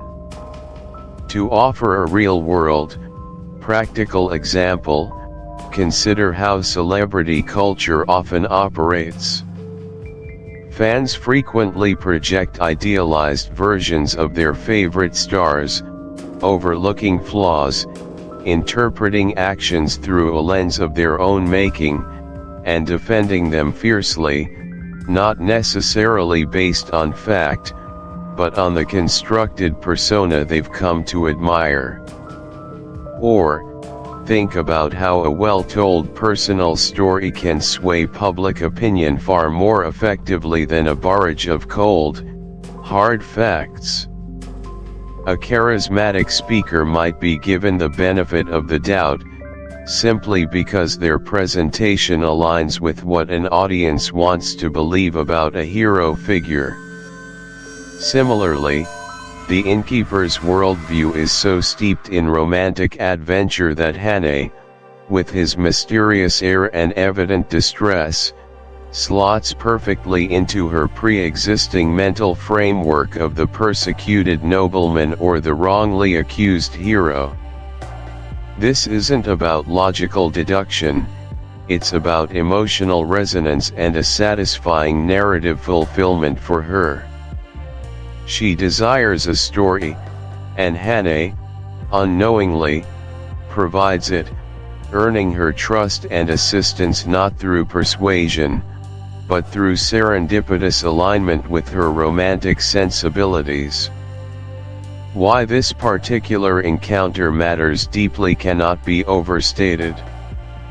This scene is a masterclass in situational irony and human psychology, providing crucial insight into the unpredictable nature of survival. It highlights Hannay's accidental genius for blending in, not by being inconspicuous, but by inadvertently fulfilling an expected role. He doesn't need to craft an elaborate lie, his desperate reality fits perfectly into the innkeeper's fictional paradigm. It underscores the profound influence of popular culture on individual perception, showing how the stories we consume can shape our understanding of the world and the people within it. For Hannay, this is sheer, unadulterated luck, a random, fortunate alignment of his desperate circumstances with someone else's imaginative life. For the reader, it offers a delightful moment of comedic relief amidst the tension, and serves as a pivotal plot device, demonstrating how non-obvious allies can emerge from the fabric of everyday life, challenging our expectations of who helps whom and why. It emphasizes that appearances, when aligned with deeply held personal narratives, can be far more convincing and effective than any factual evidence, providing Hannay with invaluable sanctuary and a vital head start in his perilous flight. Moving swiftly from one unexpected encounter to another, Hannay soon finds himself in an even more ludicrous predicament, one that further showcases his incredible adaptability, an accidental debut as a political speaker. He literally stumbles into a political gathering, a seemingly innocuous pit stop that quickly turns into a crucial, high-stakes improvisation. Sir Harry, a local aristocrat. Hannay, a complete stranger, a man whose true identity and predicament are largely unknown, repeatedly finds aid and succor from ordinary people. These individuals, whether it's the romantically inclined innkeeper or the earnest political candidate Sir Harry, choose to trust and assist him, often without fully understanding the situation. Their motivations might vary, be it empathy for a man in distress, a gut feeling about his innocence, a sense of fair play against perceived injustice, or simply a desire to help a fellow human being, but their actions are driven by a fundamental human connection. This isn't about blind faith, it's about an intuitive, often spontaneous, understanding of a person in need, an unwritten code of decency that transcends legal boundaries and personal risk. For a compelling real-world practical example, consider historical instances like the Underground Railroad in pre-Civil War America, where countless individuals, often ordinary citizens, risked their freedom and safety to aid runaway slaves.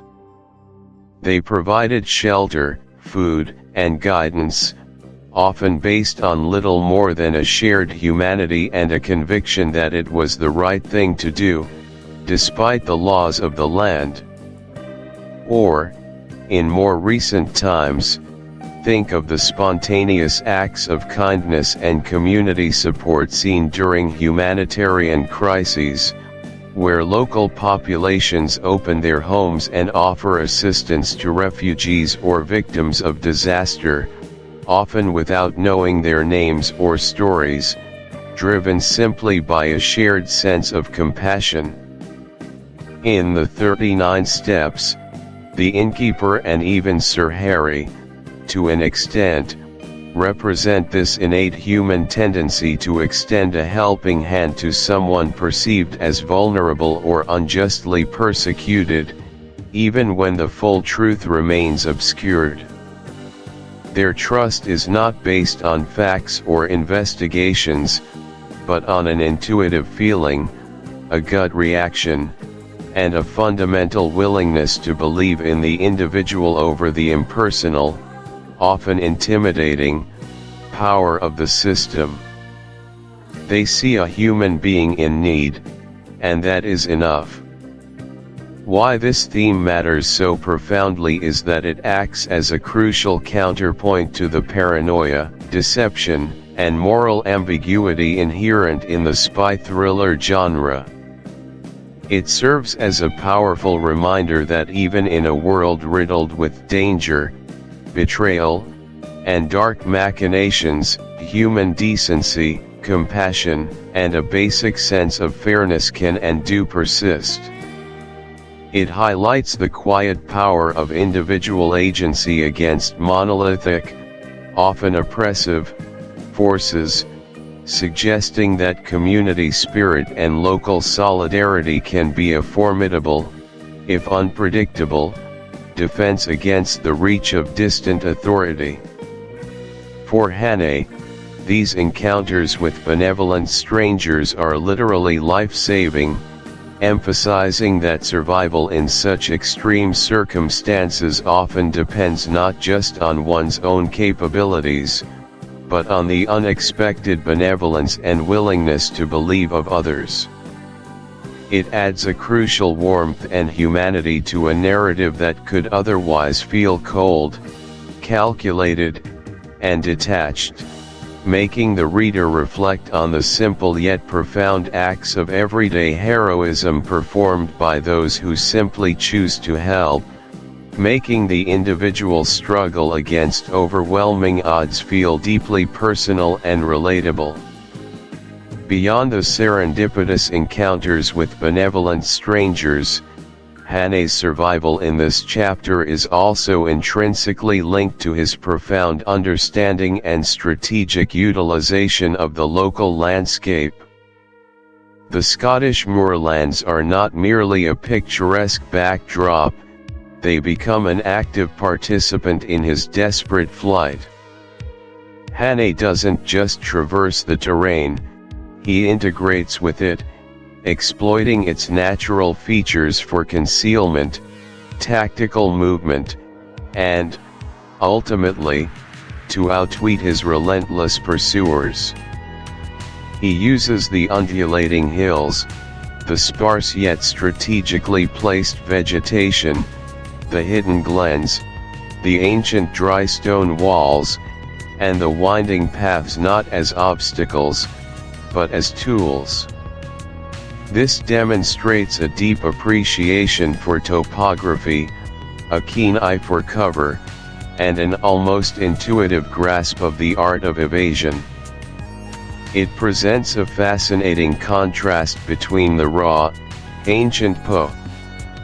This exercise is about understanding adaptability and resourcefulness, highlighting how we can tap into our inner reserves of confidence and wit when pushed into unexpected roles. What did that experience teach you about yourself or about the nature of performance? Third, let's ponder the profound theme of trust and the kindness of strangers. Consider a situation in your own life where an unexpected ally emerged, someone you didn't know well, who offered you help or support when you needed it most. What do you think motivated them to assist you? Was it empathy, a sense of justice, or simply a spontaneous act of human generosity? Conversely, have you ever been in a position to offer help to a stranger? What prompted you to do so? This exercise encourages reflection on the fundamental human impulse to connect and support one another, even without full understanding or expectation of reward. It reminds us of the quiet power of decency in a world often focused on self-interest. Finally, let's turn to Hannay's brilliant utilization of the local landscape. Think about a specific local landscape or environment that you know very well, perhaps a park, a forest, a series of streets in your neighborhood, or even the layout of a large building. If you were being pursued, how could its specific features, the contours of the land, the placement of trees, the layout of alleys, the presence of water bodies, or even the crowd dynamics in a busy square, be used for concealment, strategic movement, or to evade observation? How would you use your intimate knowledge of that space to your advantage? This exercise sharpens your observational skills and encourages strategic thinking, highlighting how old-fashioned skills like local knowledge and understanding your physical environment can still prove invaluable, even in a world increasingly reliant on digital maps and GPS. It also brings to life the idea that our environment is not just a backdrop, but an active player in our experiences. These exercises are designed to bring the rich tapestry of the 39 steps closer to your own experiences, allowing you to connect with Hannay's journey on a more personal and analytical level. Thank you for joining me for this chapter.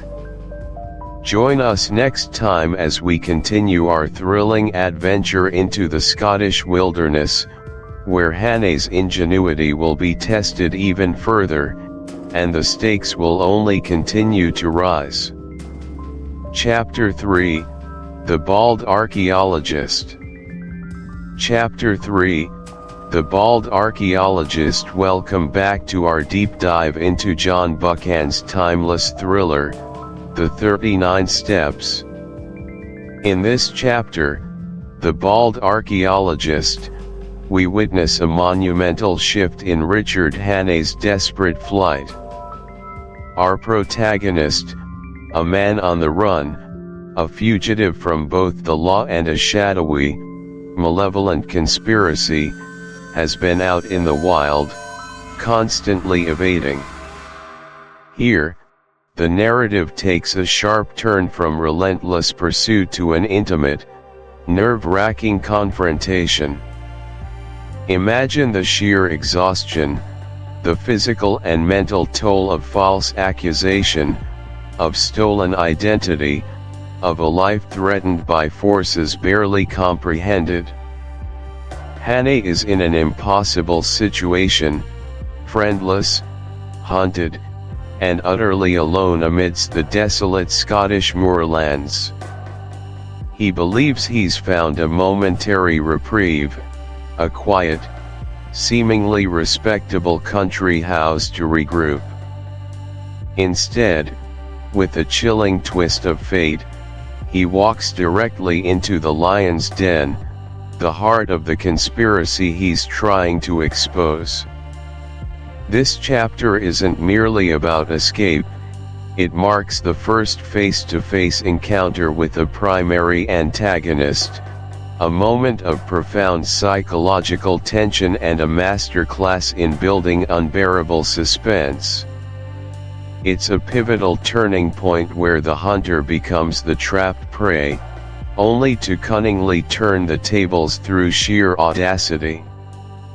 Hannay's narrow escape here transcends mere physical survival, it's a crucible proving his mettle, sharp intelligence, and indomitable will against an enemy far more sophisticated, insidious, and entrenched than he initially imagined.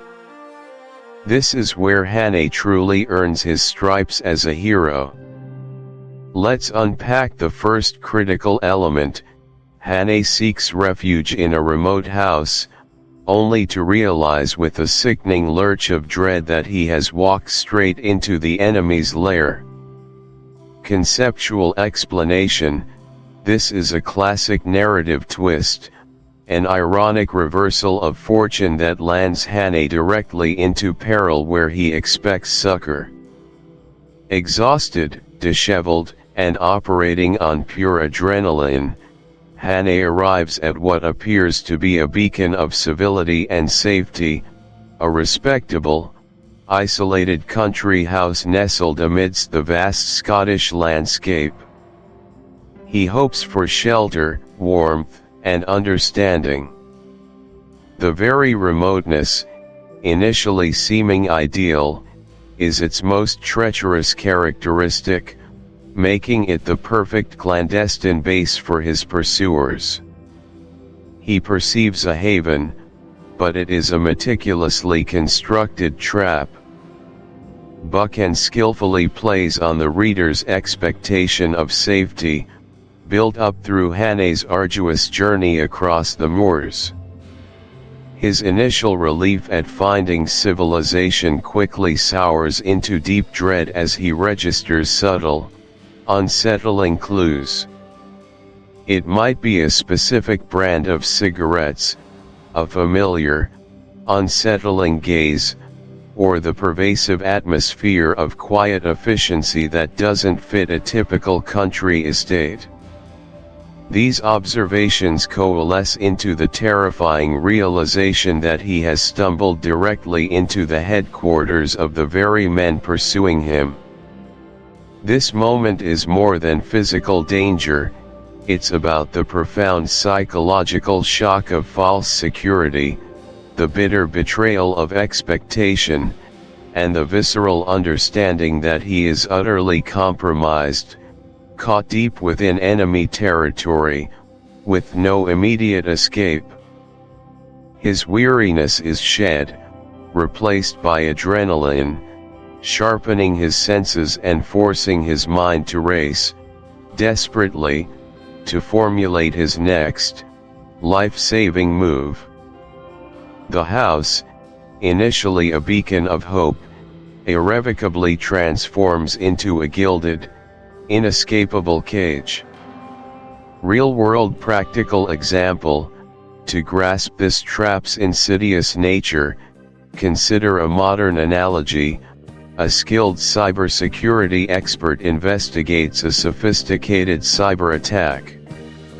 Tracing the attack vector, they follow a labyrinthine trail to an IP address leading to a standard data center in a remote location. Confident of uncovering crucial evidence, they travel there. They arrive, believing critical forensics are imminent, only to discover, piece by horrifying piece, that the server farm is actually a meticulously designed front, a sophisticated physical command center for their adversary. Every digital communication. This sequence profoundly solidifies him as a highly capable, immensely resourceful protagonist, laying the groundwork for his audacious future actions and instilling deep trust in his abilities, even when odds are impossibly stacked. It's a masterclass in demonstrating that true, profound danger often hides in plain sight, disguised as ordinary safety. Now, let's turn our attention to the antagonist himself, and the chilling, almost inhuman calmness of the formidable bald archaeologist. Conceptual explanation: the bald archaeologist is a fascinating and unsettling study in sophisticated villainy. He is not a raving maniac, but an intellectual, a man of refined tastes and an unervingly composed demeanor. His preternatural calmness in the face of Hannay's unexpected arrival is perhaps his most terrifying attribute.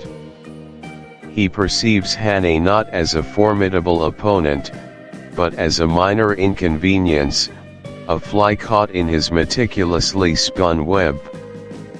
This detachment, this clinical assessment of Hannay's situation, underscores his profound intelligence and utter lack of empathy.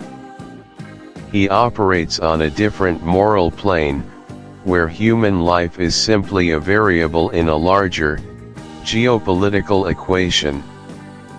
His interest lies not in immediate violence, but in systematically understanding Hannay, dissecting his motives and plans, rather than rashly eliminating him. This calculated, cerebral approach fosters a deeply disturbing psychological cat-and-mouse game, far more insidious than any simple physical threat. He exudes an aura of complete control, radiating unwavering confidence in his ability to neutralize Hannay without breaking a sweat, an arrogance rooted in his perceived intellectual superiority. The fact that he engages Hannay in polite conversation, offering him food and drink, rather than immediate force, speaks volumes about his character and his desire to play with his prey, savoring the mental struggle before the inevitable end. He seeks to break Hannay's spirit and extract every last drop of information before disposing of him, a far more cruel and calculated fate than a swift execution. Real-world practical example: to appreciate the terrifying efficacy of the bald archaeologist's chilling persona, consider historical accounts of master spies or strategic masterminds who operated with cold, surgical calculation. Figures like Reinhard Heydrich, dubbed the Butcher of Prague, were infamous for their intellectual prowess and unnerving detachment in orchestrating horrific, large-scale events. Their formidable power resided not in brute physical force, but in their chilling ability to conceive, plan, and ruthlessly execute complex operations with academic precision, viewing human beings as mere abstract components. In literature and film, draw parallels to iconic characters such as Professor James Moriarty from Arthur Conan Doyle's Sherlock Holmes canon, or Anton Chigurh from Cormac McCarthy's No Country for Old Men. Moriarty profoundly embodies the intellectual antagonist, a man whose colossal mind is his most dangerous weapon, who perceives human existence as an intricate chess game played with living pawns. Chigurh's unsettling calm, his detached, philosophical approach to violence, and his complete lack of discernible emotion make him truly terrifying, as he carries out his grim tasks with unnerving professionalism. The bald archaeologist shares this profoundly chilling trait, a capacity for immense evil and calculated cruelty, cunningly disguised by an outwardly placid, highly intelligent, and impeccably respectable exterior. This deceptive facade makes him all the more insidious, memorable, and ultimately, a far more dangerous adversary. Why it matters. The masterful characterization of the bald archaeologist is absolutely vital to the novel's success for several profound reasons. Firstly, it definitively establishes the true, formidable nature of the threat Hannay faces. This is not merely about escaping thugs, it's about outwitting a brilliant, utterly ruthless, and ethically bankrupt intellect. This dramatically elevates the intellect. This profound interplay of deception, intellect, and hidden agendas is the very essence of the intricate game played between Hannay and the bald archaeologist. Why it matters. This intensely engaging psychological warfare is absolutely fundamental to the chapter's profound impact and the novel's broader, enduring themes. Firstly, it powerfully showcases Buchan's mastery of suspense. He proves that narrative tension isn't solely derived from physical chase scenes but can be equally potent in intellectual confrontations and psychological duels. The slow burn of dread, the feeling of being cornered mentally, and the constant threat of unseen peril are incredibly effective. Secondly, it definitively reinforces Hannay's remarkable capabilities, extending beyond brute strength. He is not just a man of action, but a man of considerable intellect, capable of holding his own and even gaining an advantage against a formidable, brilliant opponent. This nuanced portrayal makes him a more complete, compelling, and relatable hero. Thirdly, this intricate exchange provides crucial, organic exposition about the vast conspiracy.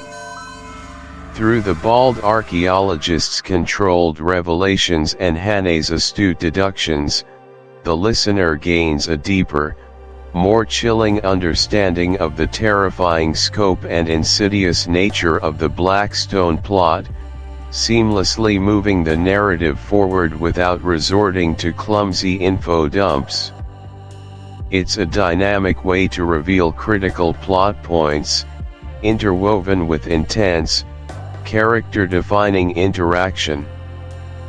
Finally, it profoundly explores the intricate nature of power and control.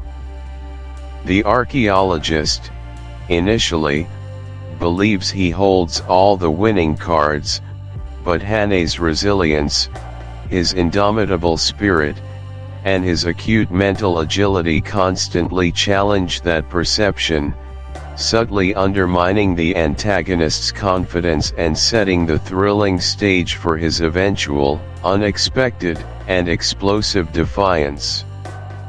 It's a powerful reminder that even when physically constrained, the human mind can still be free and an instrument of potent resistance. And now, for the thrilling, heart-stopping climax of Chapter 3, Hannay's audacious, explosive escape involving a hidden storeroom of lentonite and his subsequent frantic flight back into the liberating wild. Conceptual explanation. This pivotal moment represents the dramatic, cathartic release of all built-up psychological tension, a sudden, violent eruption that shatters the intellectual standoff. After his grueling mental duel, Hannay realizes further delay means certain doom. He must act decisively. Seizing an unexpected and fortuitous opportunity, the discovery of a storeroom filled with lentonite, a powerful, volatile explosive, Hannay demonstrates astonishing improvisation and desperate resourcefulness. He doesn't merely attempt a quiet escape, he understands the need for maximum disruption. He engineers a massive diversion, a cataclysmic blast that throws his captors into chaos, buys him crucial seconds, and effectively destroys a significant portion of their clandestine base. The escape itself is far from clean, it's messy, loud, chaotic, and dangerous, mirroring the wild, untamed nature of the Scottish landscape he desperately flees into. His subsequent frantic flight back into the wilderness symbolizes not just his physical escape, but his triumphant return to active survival, carrying crucial intelligence and a renewed sense of purpose. The explosion itself serves as a powerful metaphor for Hannay's shattering of the conspirators' calm control, a potent assertion of his will against their calculated tyranny. He literally blows a hole in their meticulously crafted plans, both physically destroying their stronghold and metaphorically disrupting their sense of invulnerability, demonstrating that even the most well-laid traps can be spectacularly broken with sheer courage, audacious action, and unparalleled resourcefulness. This act of defiance elevates him from mere prey to an active, dangerous combatant. Real-world practical example, to fully appreciate the audacity of Hannay's escape. Chapter 4, The Dry Fly Fisherman. Welcome, dear listeners, to Chapter 4, The Dry Fly Fisherman, a pivotal moment in John Buchan's thrilling narrative, The 39 Steps. We've journeyed with Richard Hannay through a breathless, desperate escape across the Scottish moors, a man falsely accused, hunted by unseen forces, yet driven by an unwavering sense of duty. He has survived the wilderness, outwitted his pursuers, and navigated perilous encounters. Now, as the title suggests, he's about to assume a new guise, shedding the grime and fear of the fugitive to re-enter a semblance of civilization, albeit a world still teeming with shadows. This chapter marks a critical turning point, transitioning from the raw, visceral experience of flight to the meticulous, cerebral work of intelligence. It is here that the scattered fragments of Scudder's grim prophecies begin to coalesce, transforming a personal vendetta into a matter of national security, demanding not just courage, but acute intellect. The very fabric of the British Empire hangs in the balance, and Hannay, with the weight of Scudder's sacrifice heavy on his conscience, must now prove himself not merely a survivor, but a decipherer of secrets, a solver of riddles, a man capable of preventing an unimaginable catastrophe. This isn't just about a man fishing, it's about a man strategically positioning himself, waiting for the right moment to cast his line into the murky waters of international espionage. Our deep dive begins with Hannay's return to civilization and his crucial encounter with Sir Walter Bullivant. Imagine, if you will, the sheer physical and mental exhaustion that must have weighed upon Hannay. He has been running for his life, sleeping rough, enduring hunger and constant paranoia. He's a man who has stared into the abyss of false accusation and imminent danger. His recovery isn't just about shedding the physical dirt of the road, it's about a profound psychological recalibration, a slow untangling of the knots of fear and suspicion that have defined his existence for days. He reaches out to Sir Walter Bullivant, a figure of authority and a man he instinctively trusts, not just with his life, but with the unbelievable tale of Scudder, the Blackstone, and the looming war. This meeting at the Foreign Office is far more than a simple debriefing. It's a re-entry into a structured world, a world where Hannay's chaotic experiences must be meticulously sifted through and validated. It's a moment of immense vulnerability and an equally immense leap of faith, as Hannay places his improbable story, and his very freedom, into the hands of another. The choice of Sir Walter is critical. He represents the establishment, the legitimate power capable of understanding and acting upon the grave intelligence Hannay carries. Without this secure and trusting connection, Hannay's efforts might very well have been in vain, his warnings dismissed as the ravings of a madman. From a conceptual standpoint, Hannay's recovery and meeting with Sir Walter exemplify the absolute necessity of a secure debriefing and the validation of intelligence sources within the world of espionage. After a high-stress, prolonged field operation, an agent's physical and mental state is paramount. There's a critical need for rest, medical attention if necessary, and psychological support to process the trauma and isolation. But beyond the personal, this phase is crucial for the integrity of the information gathered. A seasoned intelligence officer understands that raw data, however compelling, must be cross-referenced, corroborated, and presented to decision-makers in a digestible, actionable format. This involves a trust relationship where the agent feels safe enough to share every detail, no matter how trivial it might seem, knowing they will be taken seriously and protected. Sir Walter, in his role, acts as a crucial filter and validator, lending institutional weight to Hannay's extraordinary narrative. He doesn't just listen, he assesses, he believes, and he prepares to escalate the information. Consider a real-world practical example: a special operations operative returning from a deep cover mission behind enemy lines. This individual would undergo an immediate, extensive debriefing with a dedicated team of intelligence analysts and psychologists.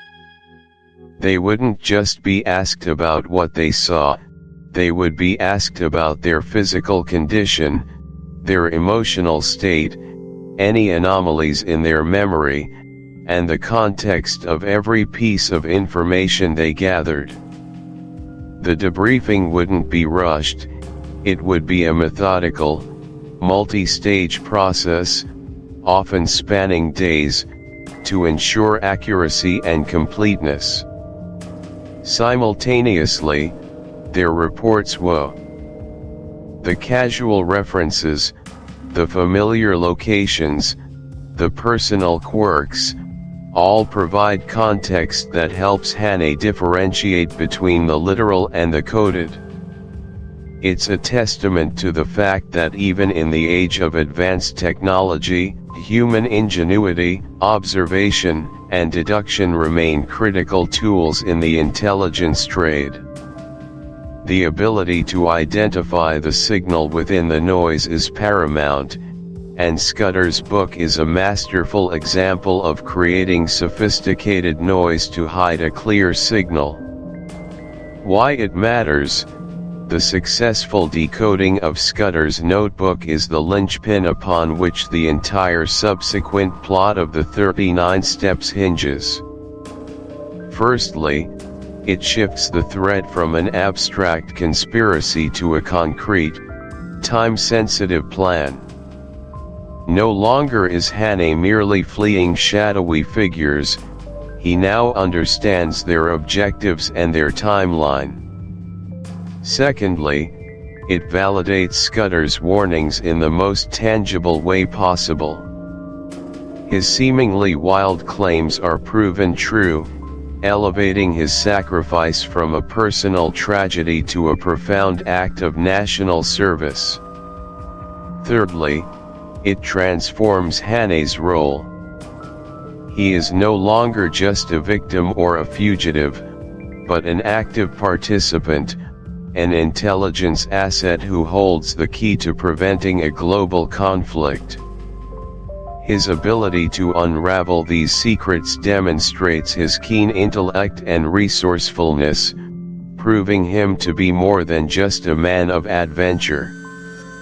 The information contained within that little book moves the narrative from a personal chase to a grand, strategic game of international espionage, setting the stage for the true climax.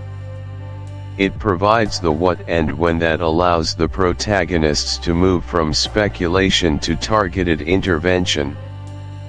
With the Black Book cracked open, the most electrifying revelations emerge, the meaning of the 39 steps and the precise detail of the high tide at 10:17 p.m. This is the moment where the abstract becomes terrifyingly concrete. The 39 steps isn't some mystical path or a philosophical concept, it's a specific, tangible location, a set of steps leading down to a secluded bay or cove, crucial for a secret rendezvous or a clandestine departure. It's the meeting point, the nexus where the enemy's grand scheme will be put into motion. And the high tide at 10:17 p.m. This isn't just an observation of nature, it's a critical operational detail, a precise timestamp.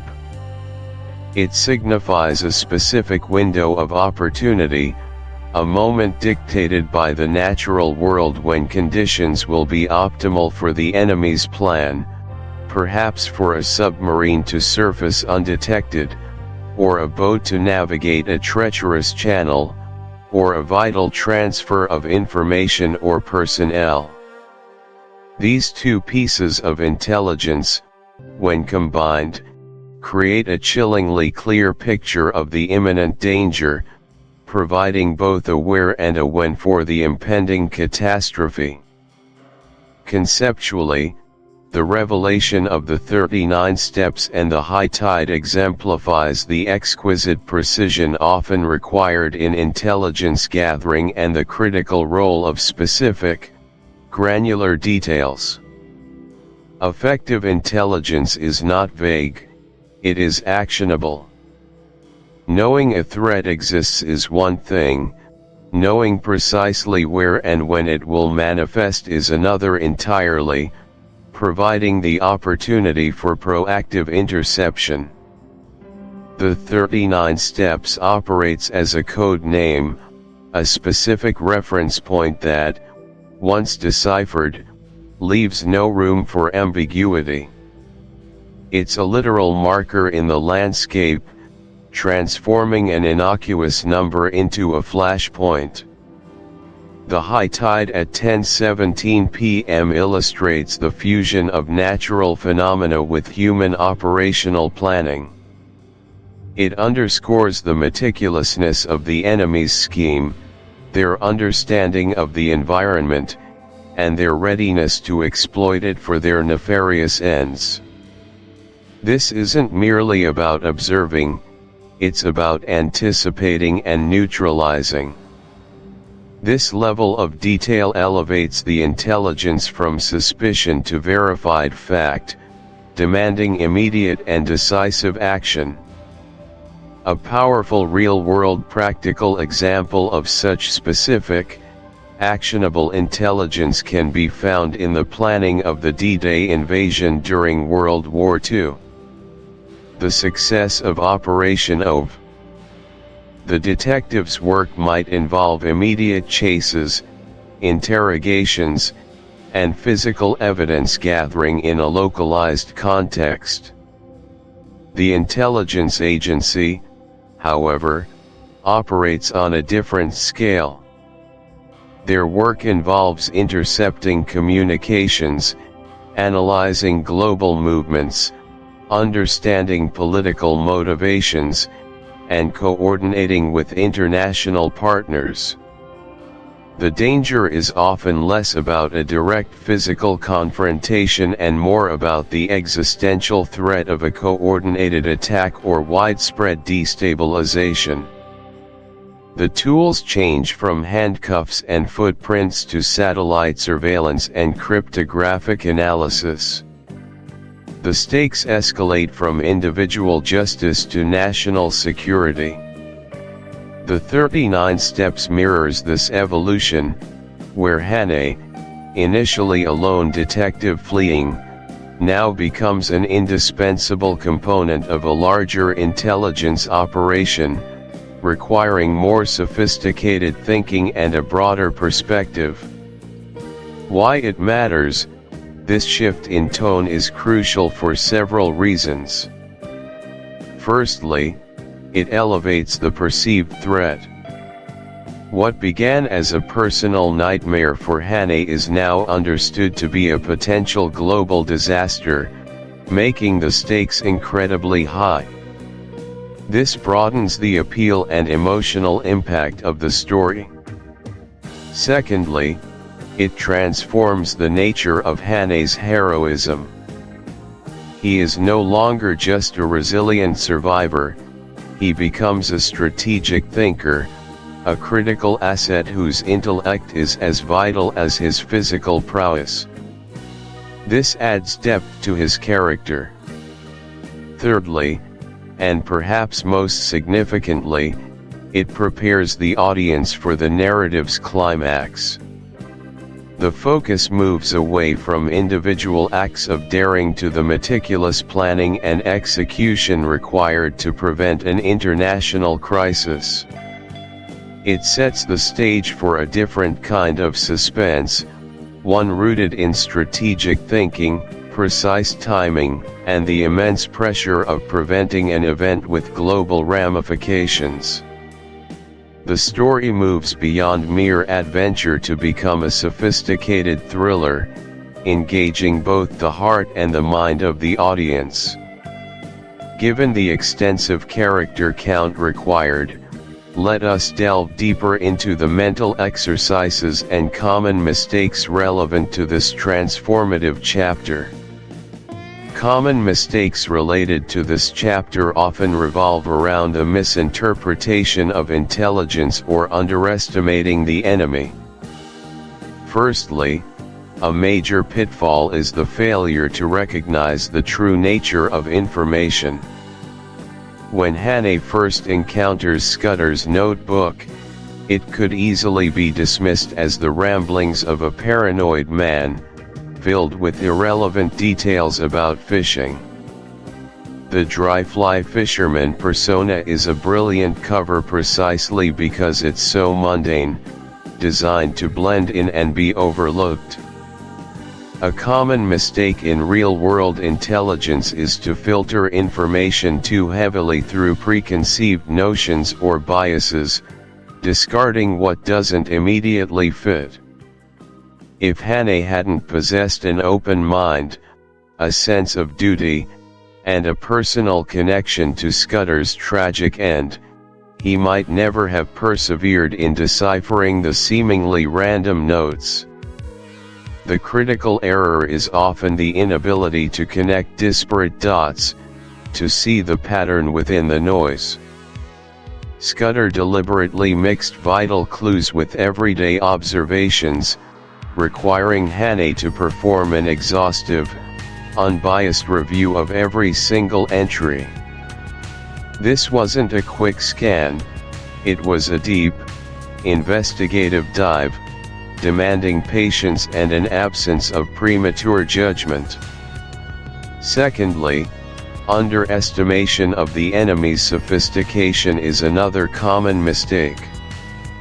The Black Stone, as an organization, is revealed to be incredibly meticulous, calculating, and far-reaching.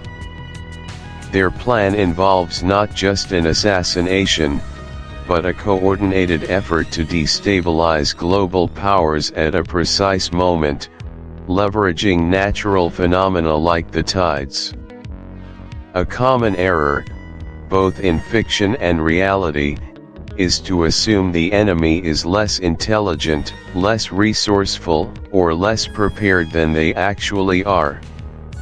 Such underestimation leads to complacency, inadequate countermeasures, and ultimately, failure.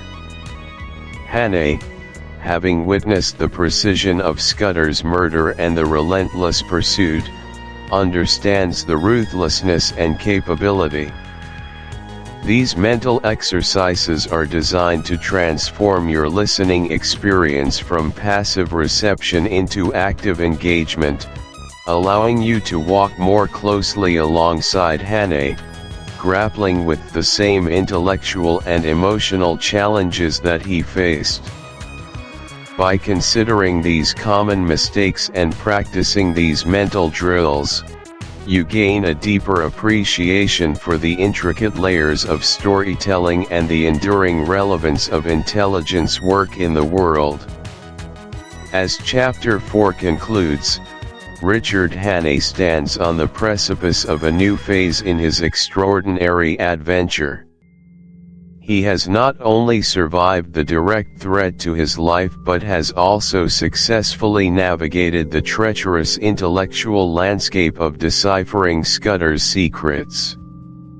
The transformation from a hunted man to a vital intelligence asset is complete. The stage is now set for a direct confrontation, a race against the clock to prevent a global catastrophe. The innocent guise of the dry fly fisherman has given way to the urgency of a ticking clock, with the 39 steps and the 10:17 p.m. high tide marking the inevitable moment of truth. Join us in the next chapter as Hannay, armed with critical intelligence, moves from decoding secrets to orchestrating a daring intervention, putting his life on the line once more, not just for his own freedom, but for the very future of nations. The game has truly begun, and the stakes could not be higher. Chapter 5, The Steps by the Sea. Welcome, listeners, to another riveting journey into the heart of John Buchan's classic espionage thriller, The 39 Steps. We've followed Richard Hannay through a whirlwind of disguises, daring escapes, and relentless pursuit, always with the looming shadow of an international conspiracy. Today, we arrive at the precipice, the very climax of our story, Chapter 5, aptly titled The Steps by the Sea. This is where Hannay's desperate flight culminates in a final, definitive stand. This is the moment where observation, deduction, and sheer courage coalesce, as Hannay must identify the elusive spies before they vanish, taking vital British naval secrets with them into the ether of enemy territory. It's a high-stakes game of wits, played out on the dramatic backdrop of the English coastline, where the fate of a nation hangs precariously on the subtle details of human behavior and the precise timing of a single, crucial intervention. Prepare to delve deep into the mechanics of this gripping finale, dissecting how Hannay, against all odds, unravels the mystery and prevents disaster. Every step taken, every glance exchanged, Every word uttered by the characters in this chapter is laden with significance, building to a thrilling crescendo. Our journey begins, as so many climactic moments do, with a setting that belies its true tension. We find ourselves transported to a seaside villa in Bradgate, a seemingly idyllic stretch of the English coast. This is not just any coastal dwelling, it is the linchpin, the clandestine headquarters where the 39 Steps themselves are located. The villa, to an casual observer, appears utterly innocuous, a charming, perhaps slightly eccentric, retreat from the bustle of city life. Its very ordinariness is its greatest camouflage. But for Hannay, this seemingly tranquil spot is charged with an almost unbearable tension. He knows this is the nexus, the point of no return. The villa stands overlooking the sea, its windows gazing out towards the channel, the very pathway to enemy territory.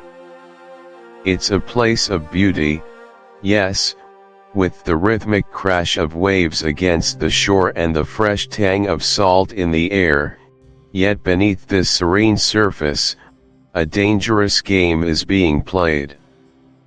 The architectural details, the layout of the garden, even the specific orientation of the building, all play a silent, supporting role in the unfolding drama. This isn't just a house, it's a strategic position, chosen for its proximity to the water, its potential for discreet departures, and its inherent ability to blend seamlessly into the British landscape without raising suspicion. The very name, Bradgate, evokes a sense of quaint English charm, creating a perfect illusion. It's the ultimate wolf in sheep's clothing, a deadly secret hidden in plain sight. Let's unpack this a little. The conceptual explanation here centers on the brilliant use of an unassuming locale as a strategic hub for espionage. The genius of the spies lies in their understanding that the most effective concealment often isn't in a dark alley or a hidden bunker, but in plain view, cloaked in mundanity. The seaside villa, with its connotations of leisure and holiday, is the antithesis of a spy den, and that's precisely why it works so well. It actively deflects suspicion. It's a masterclass in psychological misdirection, leveraging preconceived notions about what a secret operation should look like. For a real-world practical example, consider the Soviet illegals program during the Cold War. These were deep cover agents who often lived for decades in Western countries, assuming ordinary lives as professionals, parents, and neighbors. They weren't operating from secret underground layers, they were in suburban homes, working everyday jobs, living lives that appeared utterly conventional to their communities. Their headquarters were often indistinguishable from any other family home, their communications hidden within the routines of daily life. Like the Bradgate Villa, their strength lay in their apparent normalcy, their ability to be utteral. Their tennis match isn't just a pastime, it's a carefully rehearsed performance, designed to create a psychological barrier, to lull any potential observer into a false sense of security. It highlights the principle that the most effective disguise isn't a costume change, but a complete adoption of a new persona, down to the most subtle behavioral tics. A powerful real-world practical example of this comes from the annals of deep-cover intelligence. Take the case of Soviet agents like Rudolf Abel, who lived in New York City for years as a seemingly ordinary artist and photographer. Or the Cambridge Five, British double agents who were part of the very establishment they betrayed. They weren't foreigners with strange accents and suspicious habits, they were often native-born, educated, and well-connected individuals who moved in the highest social and political circles. Their tennis matches were their daily interactions, their club memberships, their professional lives. Their mastery of the local culture, their impeccable accents, their understanding of social norms, all contributed to their ability to operate undetected for extended periods. They literally became what they pretended to be, making their true identities almost impossible to discern without specific, insider information or a lucky break. Why does this matter? Because it underscores the immense difficulty of counterintelligence. It's not just about finding the enemy, it's about identifying the enemy who actively tries not to be found, who invests years in perfecting a false identity. Hannay's task is Herculean precisely because these men are so good at their job. His success hinges on his ability to see beyond the superficial, to look for discrepancies not in their disguise, but in the subtle nuances of their performance. It challenges us, as readers, to consider how easily we might be fooled by appearances, how quickly we accept a presented reality without questioning the deeper layers beneath. It's a stark reminder that even in the most seemingly benign situations, critical observation is paramount, for the truth often hides just beyond the obvious. Then comes the pivotal moment, the flash of insight that shatters the illusion. Hannay's mind, having sifted through countless observations, suddenly locks onto a subtle tick, a tiny, almost imperceptible detail that reveals the true identity of one of the men. It's not a grand gesture, not a shouted command in a foreign tongue. It's something small, something that would escape anyone but a highly trained or desperately focused observer. Buchan describes it with exquisite precision, hinting at an unusual mannerism with spectacles, a particular way of holding them or adjusting them, something distinctly un-English that betrays the man's carefully cultivated facade. This isn't about a flaw in their general Englishness, but a specific, minute detail that jars with Hannay's innate understanding of the true English character. This momentary lapse, this tiny break in their performance, is all Hannay needs.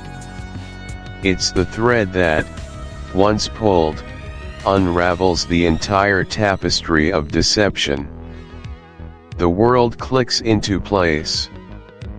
The pieces of the puzzle, previously scattered and meaningless, suddenly align with breathtaking clarity. He recognizes the man, not by face or name, but by this subtle, telltale habit, connecting him to a previous encounter, a previous piece of information. The black stone is revealed through a slight quirk, a momentary forgetfulness of the persona. It's a profound moment of intellectual triumph, where intuition, memory, and sustained observation converge into a singular, irrefutable realization. The ordinary tennis player is, in fact, a master spy, and Hannay now knows it with absolute certainty. Conceptually, this moment is the epitome of deductive reasoning and pattern recognition in high-pressure situations. It highlights the psychological strain of maintaining a perfect disguise and the almost inevitable slippage that occurs when an individual deviates, even slightly, from their core identity.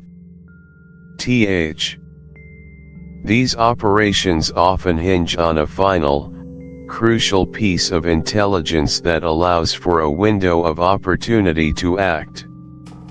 The prevention of a specific intelligence leak, like the timely interception of a courier or the cracking of a cipher that reveals an imminent data transfer, mirrors Hannay's success in stopping the spies before they could deliver the naval secrets. It's about leveraging every piece of gathered information, no matter how small, to produce a decisive, preventative outcome. Why does this matter in the grand scheme of things? It provides a satisfying resolution, certainly, but it also underscores the enduring theme of vigilance and the importance of individual agency.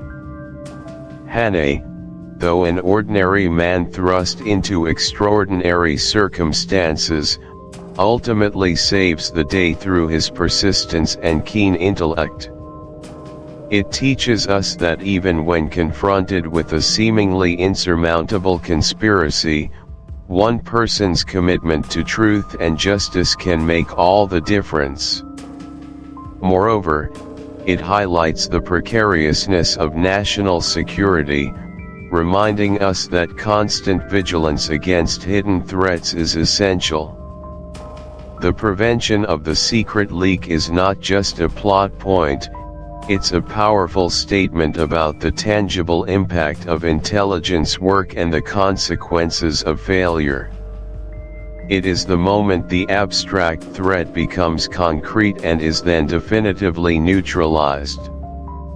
Now, as we reflect on this thrilling chapter, let's consider some mental exercises for you, the listener, to deepen your engagement with the themes and lessons embedded within the 39 steps.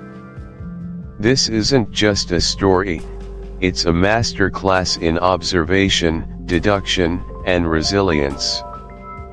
First, let's cultivate your inner Hannay. Imagine yourself in a public place, a coffee shop, a train station, a busy park. Your goal is to observe, without judgment or engagement, the people around you. Don't look for anything specific at first. Just absorb. Then, narrow your focus. Can you identify 3 individuals who appear completely ordinary? Now, go deeper. What subtle tics or patterns of behavior do you notice? Is there an unconscious gesture, a repeated phrase, an unusual way they interact with objects, or even a particular rhythm to their movements that sets them apart, however slightly? The exercise isn't about finding spies, of course, but about honing your observational skills, training your mind to notice the details that others might overlook. Ask yourself, if I had to distinguish this person from a crowd based only on nonverbal cues, what would those cues be? This helps develop the precise kind of attentiveness Hannay employs. Second, let's explore the power of hiding in plain sight. Think about a common object in your home or office that you use daily. Now, imagine you needed to conceal something small but incredibly important within or around it, something that would go completely unnoticed by someone else using that same object every day. How would you do it? Would you alter the object in a way that blends with its natural wear and tear? Would you create a false bottom, or hide it in a place that is too obvious to be suspicious? The purpose of this exercise is to understand the psychology of concealment and misdirection. It helps you grasp why the Bradgate Villa, or the tennis players, were such effective covers.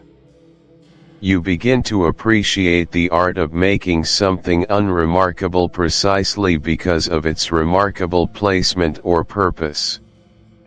This exercise forces you to think like an operative, both in terms of hiding information and in terms of attempting to find it. Third, consider the concept of the telling detail. Hannay's recognition of the spy came from a specific, small tick. Reflect on moments in your own life where a tiny detail shifted your entire understanding of a situation or a person. Perhaps a particular word choice in a conversation, a momentary hesitation, or an unexpected reaction to a piece of news. These are our personal telling details. By recalling and analyzing these moments, you train your brain to recognize the disproportionate power of SM.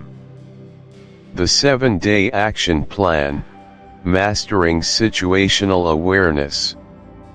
Welcome back, astute listeners, to the 39 steps, where we delve into John Buchan's world of espionage not just for its thrilling narrative, but for the profound, timeless lessons it offers on vigilance, resourcefulness, and navigating an unpredictable world. In this chapter, the 7-day action plan, mastering situational awareness, we embark on a truly transformative journey.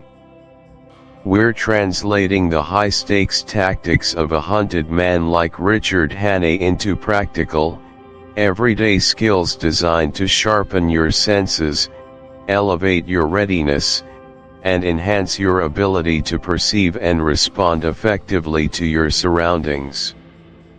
Think of Hannay, thrust into an impossible situation, pursued by a shadowy organization, forced to rely solely on his wits and his keen understanding of human nature and environment. He wasn't born with a spy's training, he adapted, learned, and survived by mastering situational awareness. He observed, he planned, he improvised. His very survival depended on it. While our modern lives rarely involve dodging international assassins across the Scottish moors, the principles of staying one step ahead, of understanding the subtle cues around us, and of preparing for the unexpected are more relevant now than ever before. Whether it's navigating a complex social situation, ensuring personal safety in a bustling city, making smarter professional decisions, or simply being more present in your daily life, the core tenets of situational awareness are your most potent allies. This isn't about fostering paranoia, it's about empowerment. It's about moving through the world with an open mind and an educated eye, transforming passive observation into active understanding. Over the next 7 days, we will systematically build these crucial skills, one actionable step at a time, moving you closer to mastering the art of being truly present and prepared. Are you ready to begin your own espionage-inspired training? Day 1. Practice the gray man technique, learning how to blend into a crowd and avoid drawing attention. Conceptual explanation. Day 1 introduces the gray man technique, a core principle from the world of espionage and personal security. This isn't about physical disappearance, but about conscious, intentional blending. It means adjusting your appearance, demeanor, and movements to become utterly unremarkable, a non-event in any environment. The goal is to avoid drawing attention, becoming just another face in the crowd, thereby minimizing your profile and reducing your vulnerability. You become a neutral observer, free to take in details without being noticed yourself. This strategic invisibility isn't about being shy, it's about tactical self-effacement, allowing you to operate from a position of observational strength. It's about controlling the attention you receive, or rather, the lack of it, and mastering the subtle art of existing without impact, a crucial skill for discreet intelligence gathering and enhanced personal safety. This deep immersion into the fabric of a crowd gives you an unparalleled vantage point. Real-world practical example: to practice this, intentionally choose a busy public space, a bustling coffee shop, a train station during rush hour, or a crowded shopping mall. Before entering, make a conscious decision to blend. Opt for neutral clothing, no flashy logos, no bright, attention-grabbing colors, nothing that screams for notice. Once inside, observe the general rhythm and flow of the crowd. Mimic that pace. Avoid sudden movements or erratic behavior. Keep your posture relaxed but alert.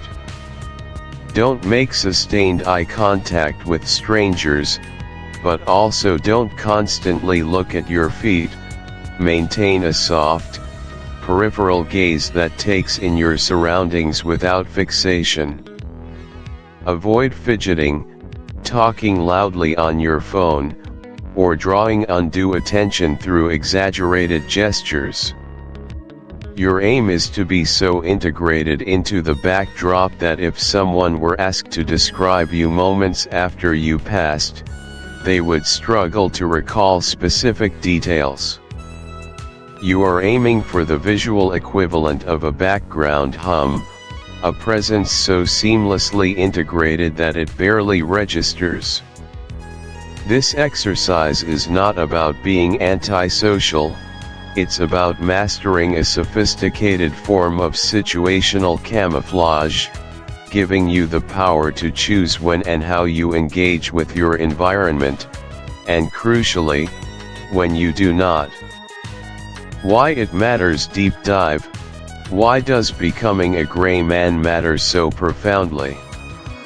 In an increasingly interconnected and often unpredictable world, controlling your personal visibility is an immensely powerful form of self-protection. It extends beyond merely avoiding petty crime. It cultivates an inherent discretion that serves you in countless situations. Professionally, this skill can be invaluable in observation-based roles, allowing you to gauge team dynamics or client reactions more objectively before revealing your own perspective. Socially, it grants you the freedom to move through events, absorbing information and nuance without the pressure of constant interaction, or to gracefully disengage from unwanted attention. On a deeper level, mastering this technique sharpens your ability to adapt. It forces you to become acutely aware of social norms, unspoken rules, and the general flow of human traffic in diverse environments. By intentionally fading into the background, you paradoxically become more attuned to the foreground. You learn what makes people stand out, what attracts notice, and consequently, how to spot anomalies or potential issues that others might miss entirely. This ability to be seen but not seen is a foundational pillar of true SI. It's about cultivating a proactive approach to potential disruptions, a mental readiness to adapt and move swiftly when circumstances demand. It challenges you to anticipate needs, to prioritize essentials, and to strip away the superfluous, focusing solely on what provides true utility and resilience in a crisis. This isn't about fostering anxiety, it's about building a profound sense of calm confidence that comes from knowing you've considered contingencies. It's the practical application of foresight, turning what if into I'm ready for that, much like Hannay often had to improvise with limited resources while on the run, knowing precisely what was truly indispensable. It trains your mind to think in terms of core necessities and rapid deployment, a strategic asset in any unexpected scenario, fostering a deep sense of self-reliance and preparedness. Real-world practical example: to practice this mindset, perform a vivid mental exercise. Imagine you have exactly 5 minutes to leave your current location, your home, your office, wherever you are, and you won't be returning for at least 48 hours. Furthermore, imagine the power is out, and you cannot rely on digital devices for critical information. What are the absolute essential items you would grab? Don't just think about immediate survival, but also about communication, identification, navigation, and basic comfort.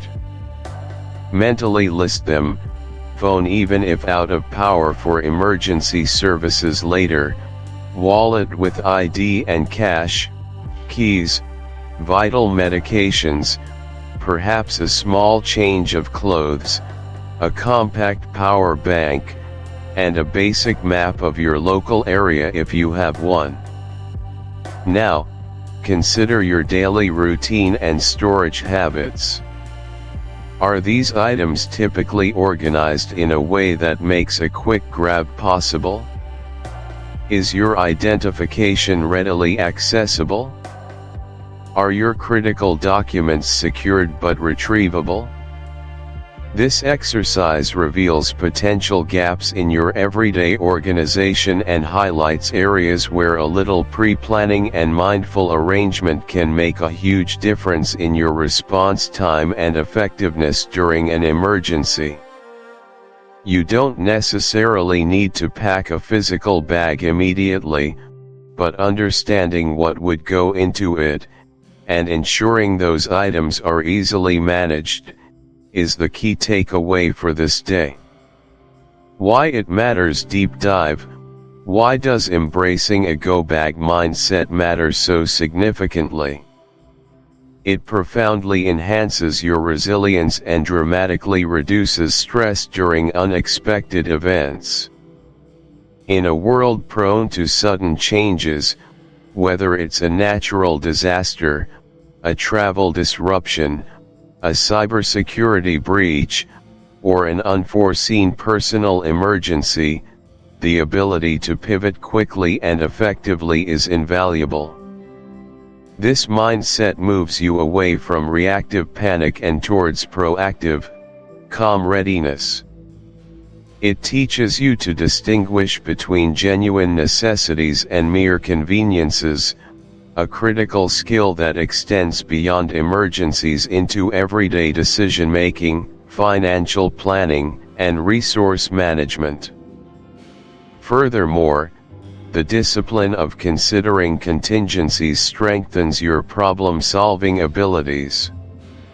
It encourages you to think several steps ahead, not just about the immediate problem, but about its potential cascading effects and the broader implications. By mentally preparing for rapid transitions and unforeseen challenges, you foster an invaluable sense of control and self-reliance, empowering you to navigate uncertainty with greater composure and effectiveness. This mental agility, the ability to quickly assess, prioritize, and act decisively in a fluid situation, is a critical component of sophisticated situational awareness, ensuring you're not just aware of the problem, but also robustly equipped to act on it decisively.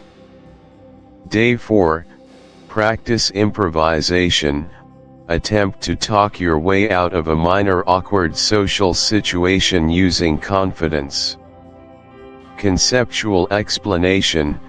Day 4 is about cultivating flexibility and quick thinking, skills that were paramount for Hannay as he navigated a labyrinth of deception, often needing to invent backstories or explanations on the fly. This practice focuses on improvisation, not jus. By intentionally introducing variation into our physical movements and chosen routes, we force our brains to re-engage, to observe anew, and to problem-solve in different ways. It's about creating new neural pathways, expanding our sensory input beyond the habitual, and reminding our bodies that they are capable of more than just repetitive, automatic motion. This isn't about extreme sports, it's about subtle, yet impactful, shifts that nudge us out of our comfort zone and into a state of heightened physical awareness and sensory engagement. It revitalizes your perception of the mundane. Real-world practical example, for this day, actively choose a new route for a common journey you undertake regularly. Instead of your usual commute to work, try a completely different street, or take public transport if you usually drive, or commit to walking if you typically take the bus. If you regularly walk, find a path that offers different challenges, perhaps a gravel path instead of smooth pavement, a route with varying inclines, or one that weaves through a park or a less familiar neighborhood rather than along a straight, predictable road. As you navigate this new path, pay meticulous attention to the new sights, sounds, and physical sensations. How does the unfamiliar terrain feel underfoot? What new landmarks do you notice that you've never seen before? How does this change your perception of time or distance for that journey? If you drive, notice how different traffic patterns affect your decision-making, your reaction times, and your awareness of other drivers. The goal is not merely to get from point A to point B, but to consciously experience the journey with fresh eyes and a more engaged body, breaking the autopilot that often governs our routine movements. This deliberate deviation from habit invigorates both your physical and cognitive systems, making you more dynamically aware of your physical reality. Why it matters. Deep dive. Why does physical adaptability and breaking routine matter so much for situational awareness? Our physical environment profoundly influences our mental state and our capacity for awareness. A rigid, unvaried routine can lead to complacency, causing us to overlook crucial details, miss subtle changes, or become less reactive to potential dangers. By intentionally altering our physical paths, we activate different parts of our brain responsible for spatial reasoning, navigation, and novel problem solving, preventing mental stagnation. This practice directly translates into improved situational awareness because it forces us to be more present and observant in our immediate physical surroundings. We notice changes in our environment that we might otherwise overlook, enhancing our ability to detect anomalies or potential threats, much like a tracker spotting an unusual footprint. Furthermore, physical adaptability builds core resilience. Knowing you can navigate unfamiliar territory, adapt to minor physical discomforts, or find alternative ways to reach a destination, instills a powerful confidence that extends into other, non-physical areas of your life. It prevents mental and physical atrophy, fostering creativity and a broader, more flexible perspective.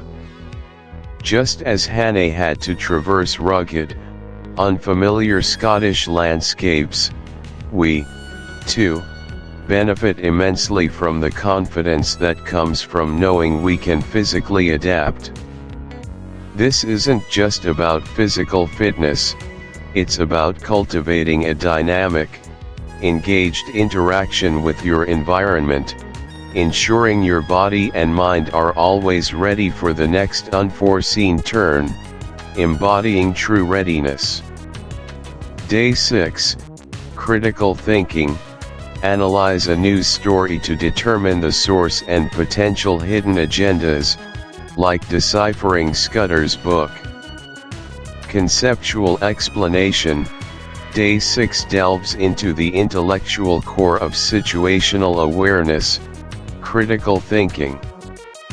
In the 39 steps, Hannay had to piece together fragmented information, distrust appearances, and discern truth from fabrication, often from sources as cryptic and biased as Scudder's Little Black Book, which contained. Reflection isn't passive, it's an active, deliberate process of mentally replaying and processing the week's events, identifying patterns, recognizing improvements, and pinpointing areas for further growth. It's the time when disparate pieces of information click into place, when new understandings crystallize, and when the subconscious mind works diligently to integrate what the conscious mind has learned. This deliberate pause is not merely a break, it's an essential, non-negotiable component of deep learning, long-term retention, and sustainable personal development, ensuring that the skills you've begun to cultivate become deeply ingrained habits and truly transformative elements of your character. It's the period of synthesis, where raw data transforms into actionable wisdom, forging a more capable you. Real-world practical example: dedicate a specific, uninterrupted block of time, perhaps 30 minutes to an hour, on day 7 for focused reflection. Find a quiet, comfortable space where you won't be disturbed by external distractions. You might journal your thoughts, simply sit in quiet contemplation, or even go for a slow, reflective walk in nature. Systematically review each day's exercise and your experiences. For day 1, The Gray Man, how successful were you in blending in? What unique observations did you make about people who didn't blend in? For day 2, Observation Skills, what details did you initially miss, and what new things did you start to notice with improved focus? For day 3, The Go Bag Mindset, did you identify any critical gaps in your personal preparedness, and what actionable steps can you take to address them? For day 4, improvisation, how did you handle any awkward social moments that arose, and what specific strategies could you employ differently or more effectively next time? For day 5, physical adaptability, what new insights or physical sensations did you gain from breaking your routine, and how did it affect your mental state? And for day 6, critical thinking, what hidden agendas, biases, or subtle nuances did you uncover in the news or other information you consumed? Be honest and non-judgmental with yourself. The goal is to learn, adapt, and refine your approach. After this thorough review, take some additional time to simply relax, clear your mind, and let the week's lessons settle into your deeper consciousness. This is also the perfect time to plan for the upcoming week, perhaps setting a specific focus for continuing to practice and integrate these skills into your daily routine. Why it matters deep dive. Why is rest and reflection so critically important in mastering situational awareness? Without it, the previous 6 days of effort risk becoming mere transient exercises rather than deeply integrated, lasting habits. Reflection transforms raw, experiential data into genuine, enduring learning. It allows your brain to form stronger neural connections, encoding the new skills and insights into your long-term memory, making them accessible and automatic when needed.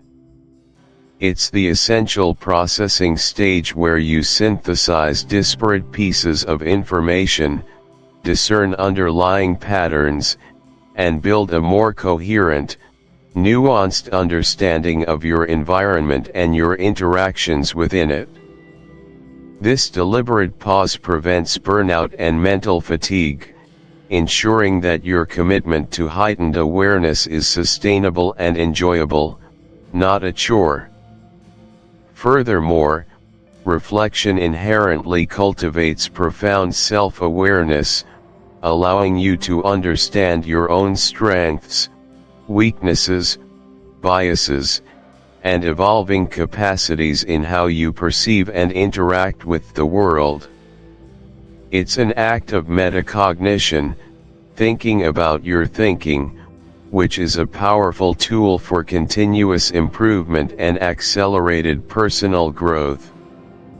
By consciously resetting your mind and body, you approach the next week with renewed energy, clearer objectives, and a richer, more integrated understanding of the world around you, ready for deeper engagement. This conscious cycle of action and reflection is what truly elevates situational awareness.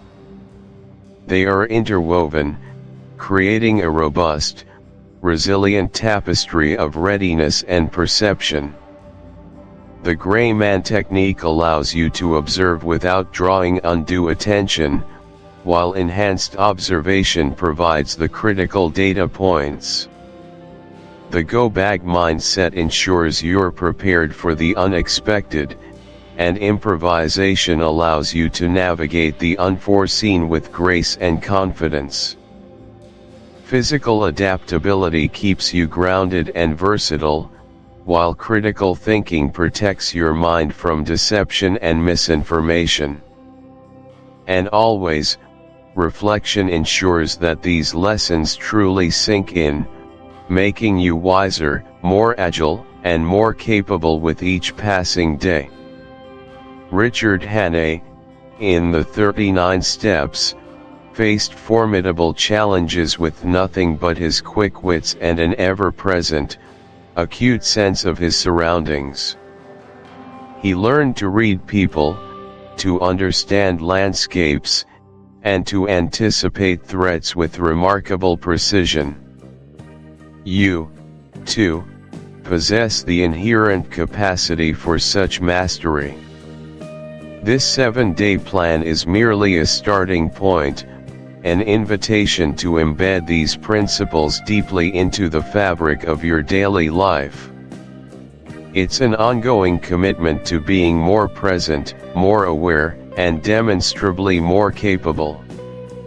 The world is full of subtle cues, potential hidden dangers, and incredible, often overlooked, opportunities. By consistently honing your situational awareness, you equip yourself not just to survive, but to truly thrive, navigating its complexities with unwavering confidence and an unshakable sense of self. Continue these practices, adapt them thoughtfully to your unique life and circumstances, and watch as your world unfolds with new clarity, deeper understanding, and a profound sense of empowerment. Until next time, stay vigilant, stay curious, and always, stay one magnificent step ahead. Summary: the grandfather of thrillers. Welcome, fellow explorers of literature, to a deep dive into a cornerstone of the thriller genre, a narrative that, despite its century-old vintage, still resonates with electrifying relevance. We're revisiting John Buchan's masterful The 39 Steps, not merely as a story, but as a foundational text that shaped suspenseful storytelling. This chapter, Summary, The Grandfather of Thrillers, reflects on the book's enduring legacy, its unwavering commitment to patriotism, and the potent emergence of individual courage against overwhelming odds. Buchan captured a volatile pre-war essence, weaving it into a tale that's as much a thrilling chase as it is a meditation on standing firm when everything is violently turned upside down.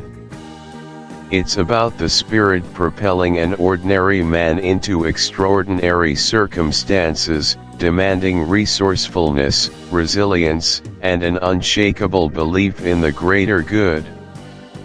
His narrative set a benchmark, defining elements we now take for granted in spy novels and action films. True heroism often wears no uniform, emerging from the crucible of necessity, forged in moments of stark danger. This is where the modern thriller truly began, a genesis point for so much that followed, a testament to compelling plot and deeply human stakes. Prepare to peel back the layers of this timeless classic, understanding not just what happened, but why it grips our imaginations. Detailed analysis. Point 1. Key plot points. The electrifying core of this narrative unfurls with a shocking, pivotal moment, the brutal murder of Scudder, a freelance spy, in Richard Hannay's London flat. This violent act thrusts Hannay, a returning colonial, into an inescapable nightmare. He becomes the prime suspect, a man wrongly accused, pursued relentlessly by British authorities and a sinister, organized German spy ring. The plot then morphs into a breathtaking chase, an epic flight for survival across the desolate Scottish moors. Hannay, burdened by a murder charge and an international conspiracy, must evade capture, clear his name, and unravel Scudder's cryptic notes, which point towards a pre-war German plot to destabilize the British Navy. This relentless pursuit is punctuated by narrow escapes, daring disguises, and quick-wit deceptions. He traverses rugged landscapes, constantly aware that one wrong step could mean his demise or the enemy's success. The narrative hurtles towards its climatic revelation, the unmasking of the German spy ring and their audacious plan to steal vital British naval plans. The 39 steps themselves are revealed as a coded reference to a secret rendezvous point and the specific time of the plot's execution, leading to a tense, final confrontation on the very cusp of global conflict. A practical example of this structural brilliance is how many modern thrillers deploy inciting incidents and subsequent chases. Think of the intense opening of a James Bond film, where an operative is compromised, leading to a breakneck pursuit. Or an innocent character framed in a legal thriller, immediately on the defensive. Buchan perfected this rapid escalation, plunging Hannay and the reader directly into peril, creating immediate, visceral urgency. The Scottish moors become almost a character, a vast, unforgiving arena for Hannay's desperate struggle. Why it matters: this meticulously crafted plot structure established a template for gripping thrillers. Buchan demonstrated how to maintain unrelenting tension by constantly raising stakes, and how to create compelling suspense through external threats and internal moral dilemmas. The relentless pace, intricate layering of personal danger with geopolitical stakes, and masterful unraveling of a complex conspiracy set a high standard. It's why we remain captivated by stories where the clock is ticking, the hero is alone, and nations hang in the balance. Buchan showed us a strong plot is a carefully orchestrated symphony of peril, pursuit, and ultimate revelation, keeping the audience on edge from first page to last. This foundational approach underpins Almost. It's a powerful framework for exploring themes of justice, identity, and survival, making it a cornerstone of thriller storytelling that remains potent today. It reminds us that appearances can be deceiving, and sometimes, the only path to truth involves defying everyone. Detailed analysis. Point 3. Hannay's character arc. Let us now turn to the remarkable evolution of Richard Hannay, a character arc providing the emotional backbone to this thrilling adventure. When we first encounter Hannay, he is a man adrift, a colonial returned to England, consumed by profound boredom and ennui. He describes himself as sick of life, seeking any excitement to dispel monotony. This initial portrayal makes his subsequent transformation more compelling. He begins as a detached observer, but Scudder's murder and the ensuing chase across the wild Scottish landscape ignite something fundamental within him. He is forced to shed complacency, to think on his feet, improvise with startling ingenuity, and embrace a new, urgent purpose. His journey is one from passive spectator to active participant, from merely existing to fighting not just for his life, but for the future of his nation. A practical example of this character development is seen in narratives where ordinary individuals are plunged into extraordinary circumstances. Consider Frodo Baggins in The Lord of the Rings.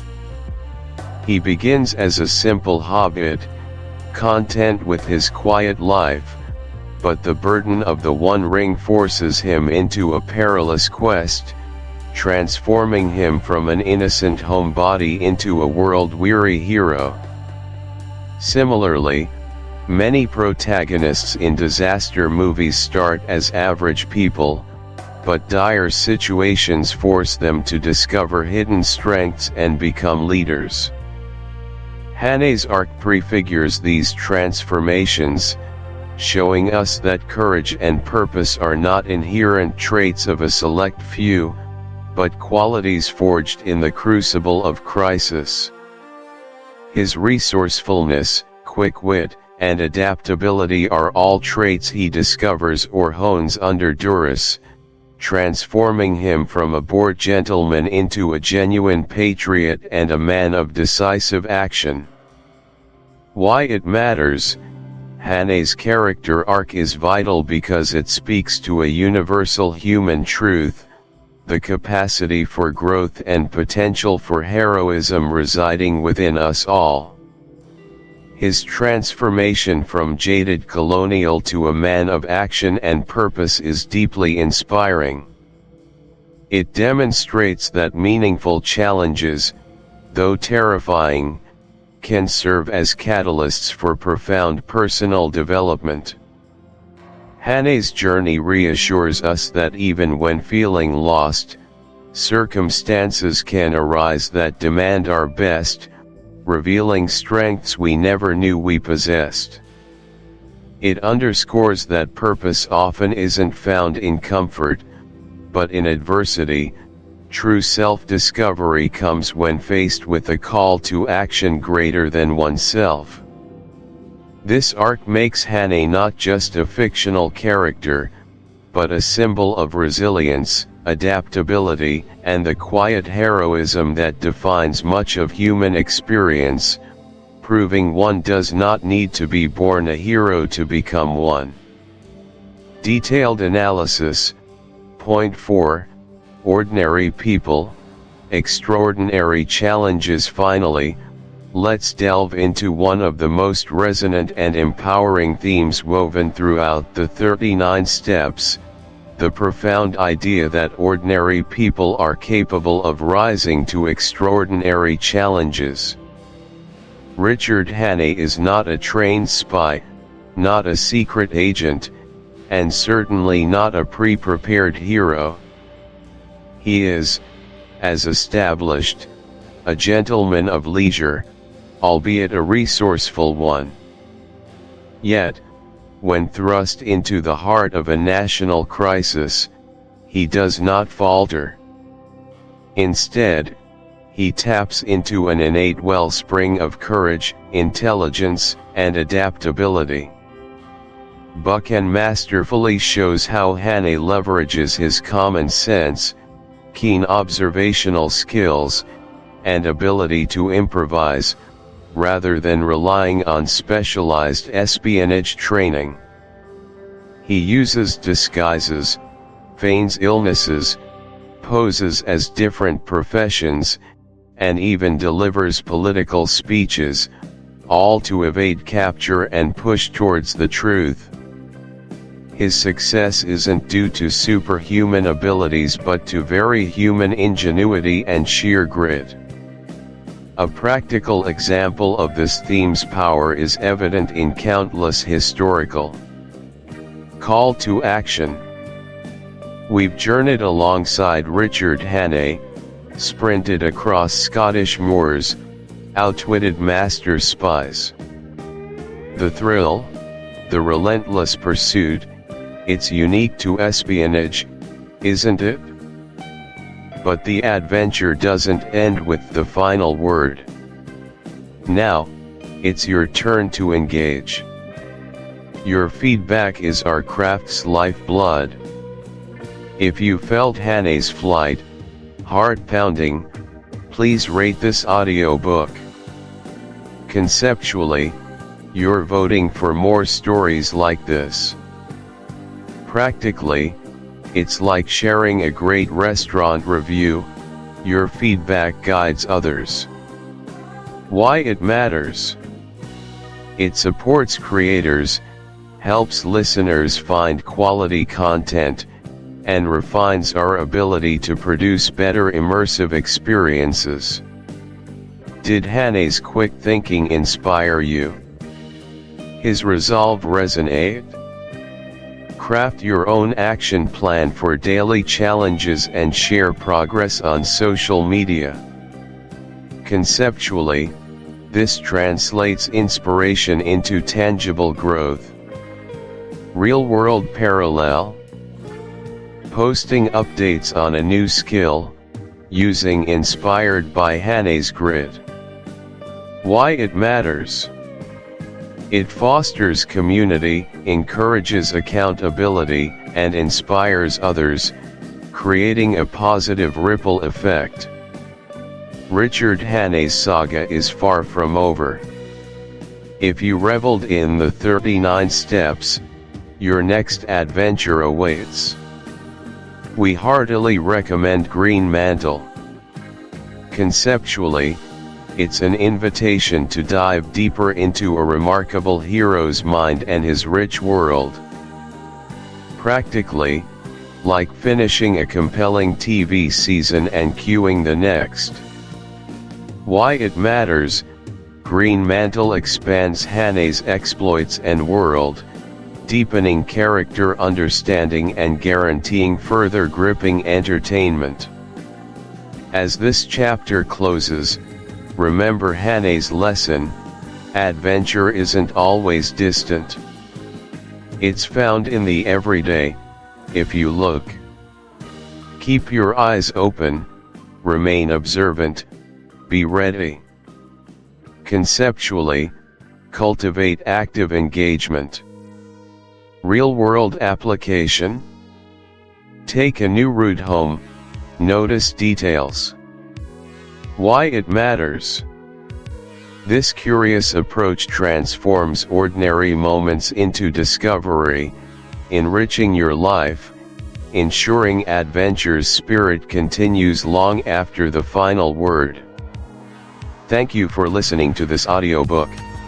If you found value, meaning, or inspiration in this journey, please remember to like the video, subscribe to the channel, and turn on notifications so you won't miss the next chapter.